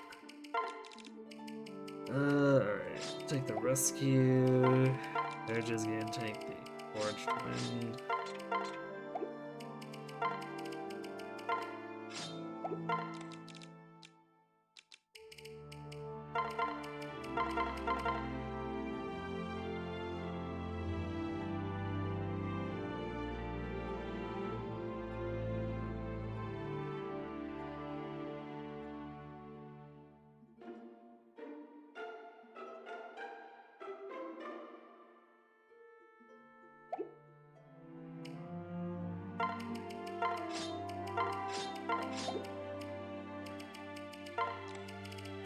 Magic tonic for Libra.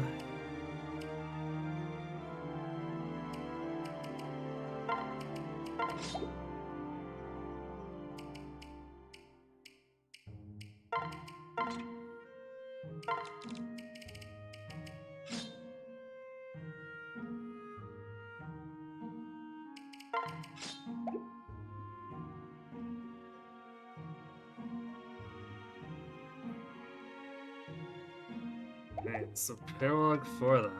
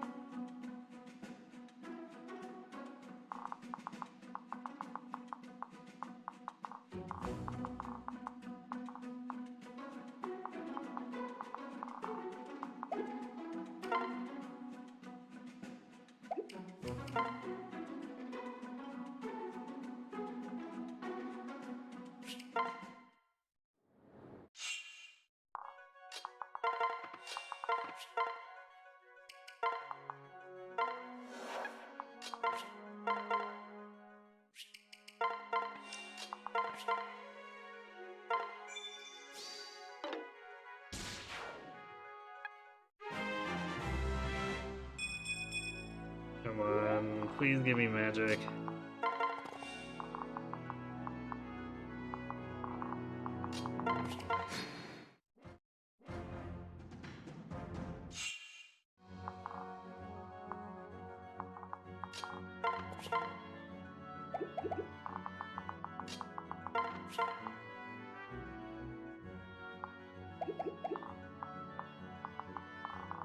I guess we'll still use a flux to make sure we get through Aegis Say.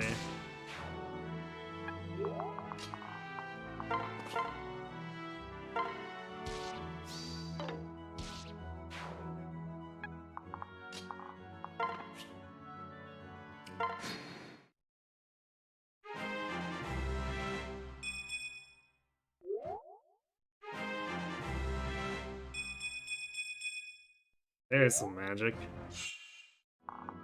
Like I said before though, please give me a little bit of a better rate than that.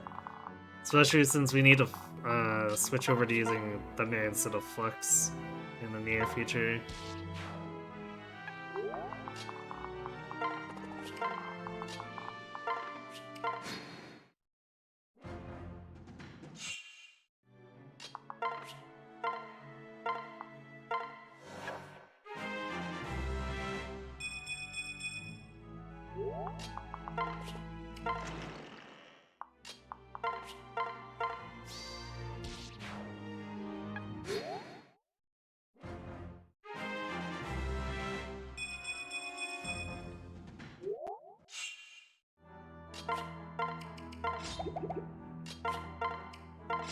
Nos isn't quite there yet.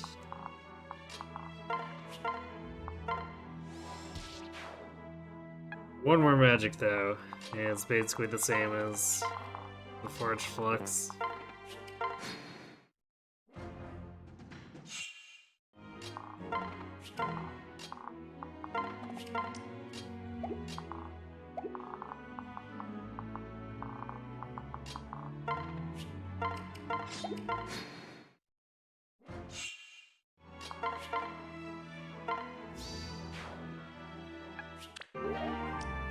Alright, Arm Scroll get.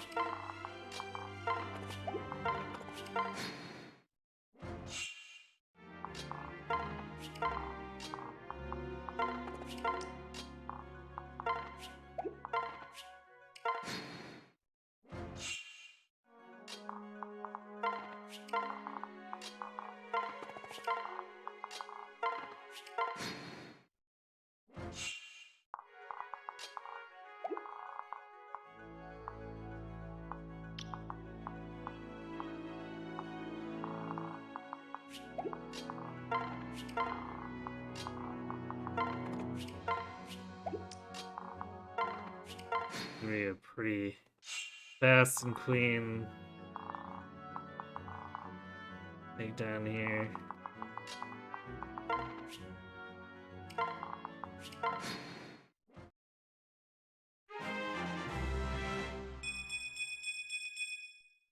Here's our magic.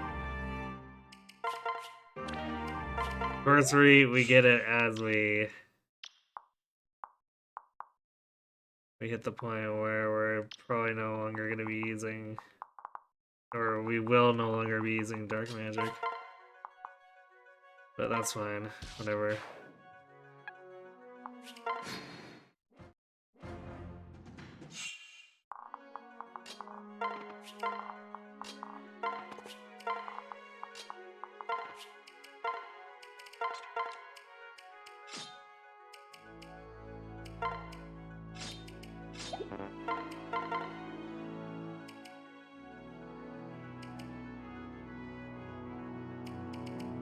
Went too far. Starting with max speed is dark for. I mean, it's fairly common, but it's still funny to see.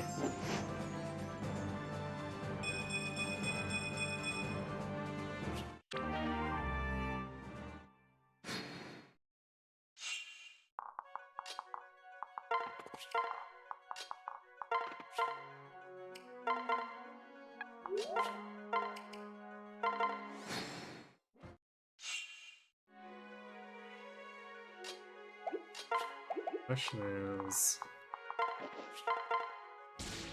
how we're really doing for benchmarks now, because I don't think we're actually gonna hit 44 attack against this next chapter, which is a huge concern.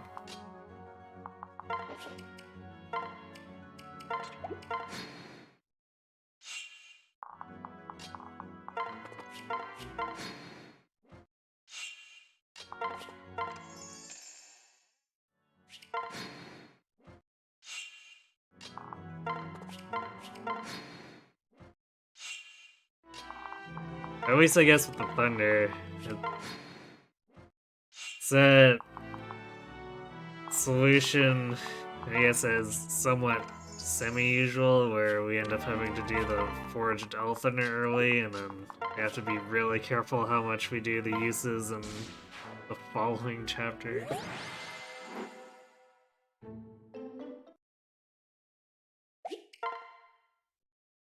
Oh, well, let's look at what the game's given us, I guess.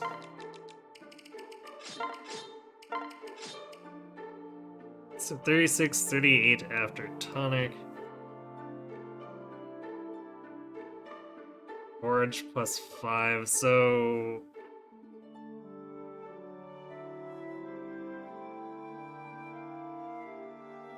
Yeah, because normally we just want to have a thunder with 3 extra might, so normally we'd be aiming to... Or where we'd normally be aiming with our current magic, that only puts us at 41. So, yikes. We're definitely below average, which really sucks considering our start.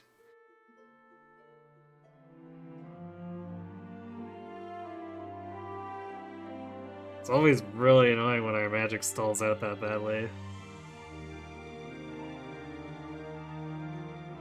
Alright, let's buy a fresh thunder. I carry only the finest.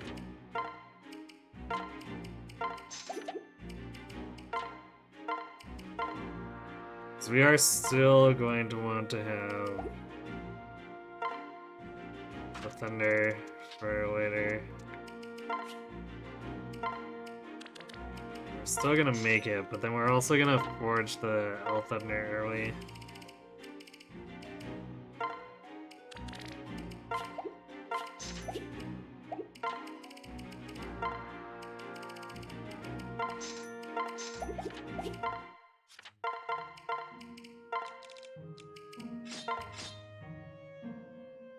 I guess plus side is we technically don't need a magic tonic for this anymore.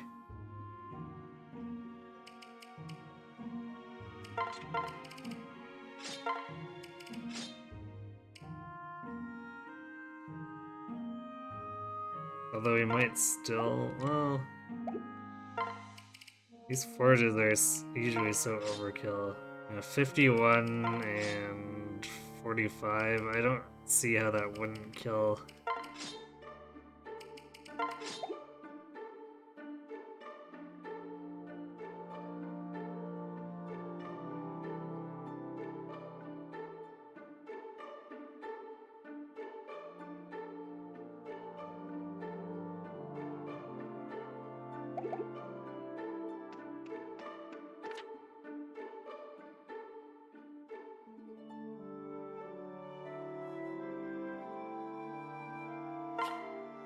Alright, I think I'm actually gonna bookmark it here though.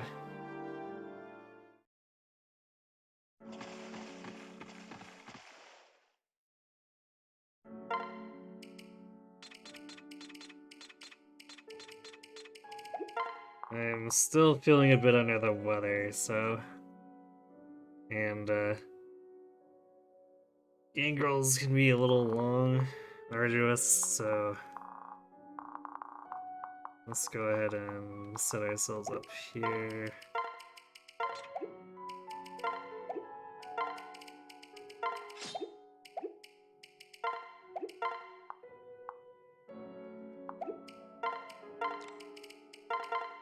Go our tonics. Do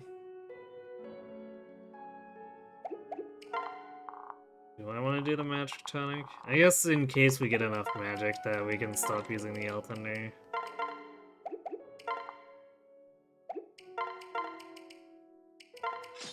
But we're gonna have to gain 3 magic. That seems like a bit of a stretch, but we'll see.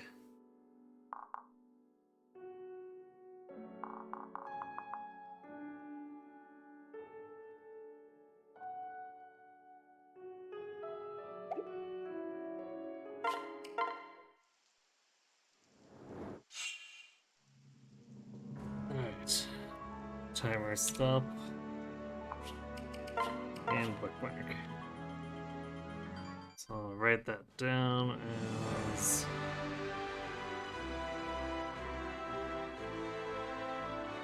$56.38.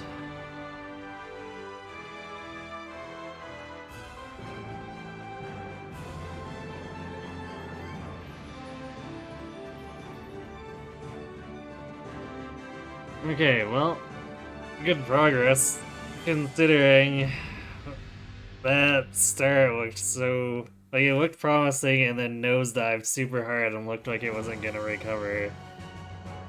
Not that it's fully recovered yet, but hey, it's way better than I thought, so... Guess we'll see how it goes. I may... I'm sort of still tempted to pick it up if I make it back on time on Friday, but I'll probably refrain from doing that. Anyhow, aside from that, Wednesday we're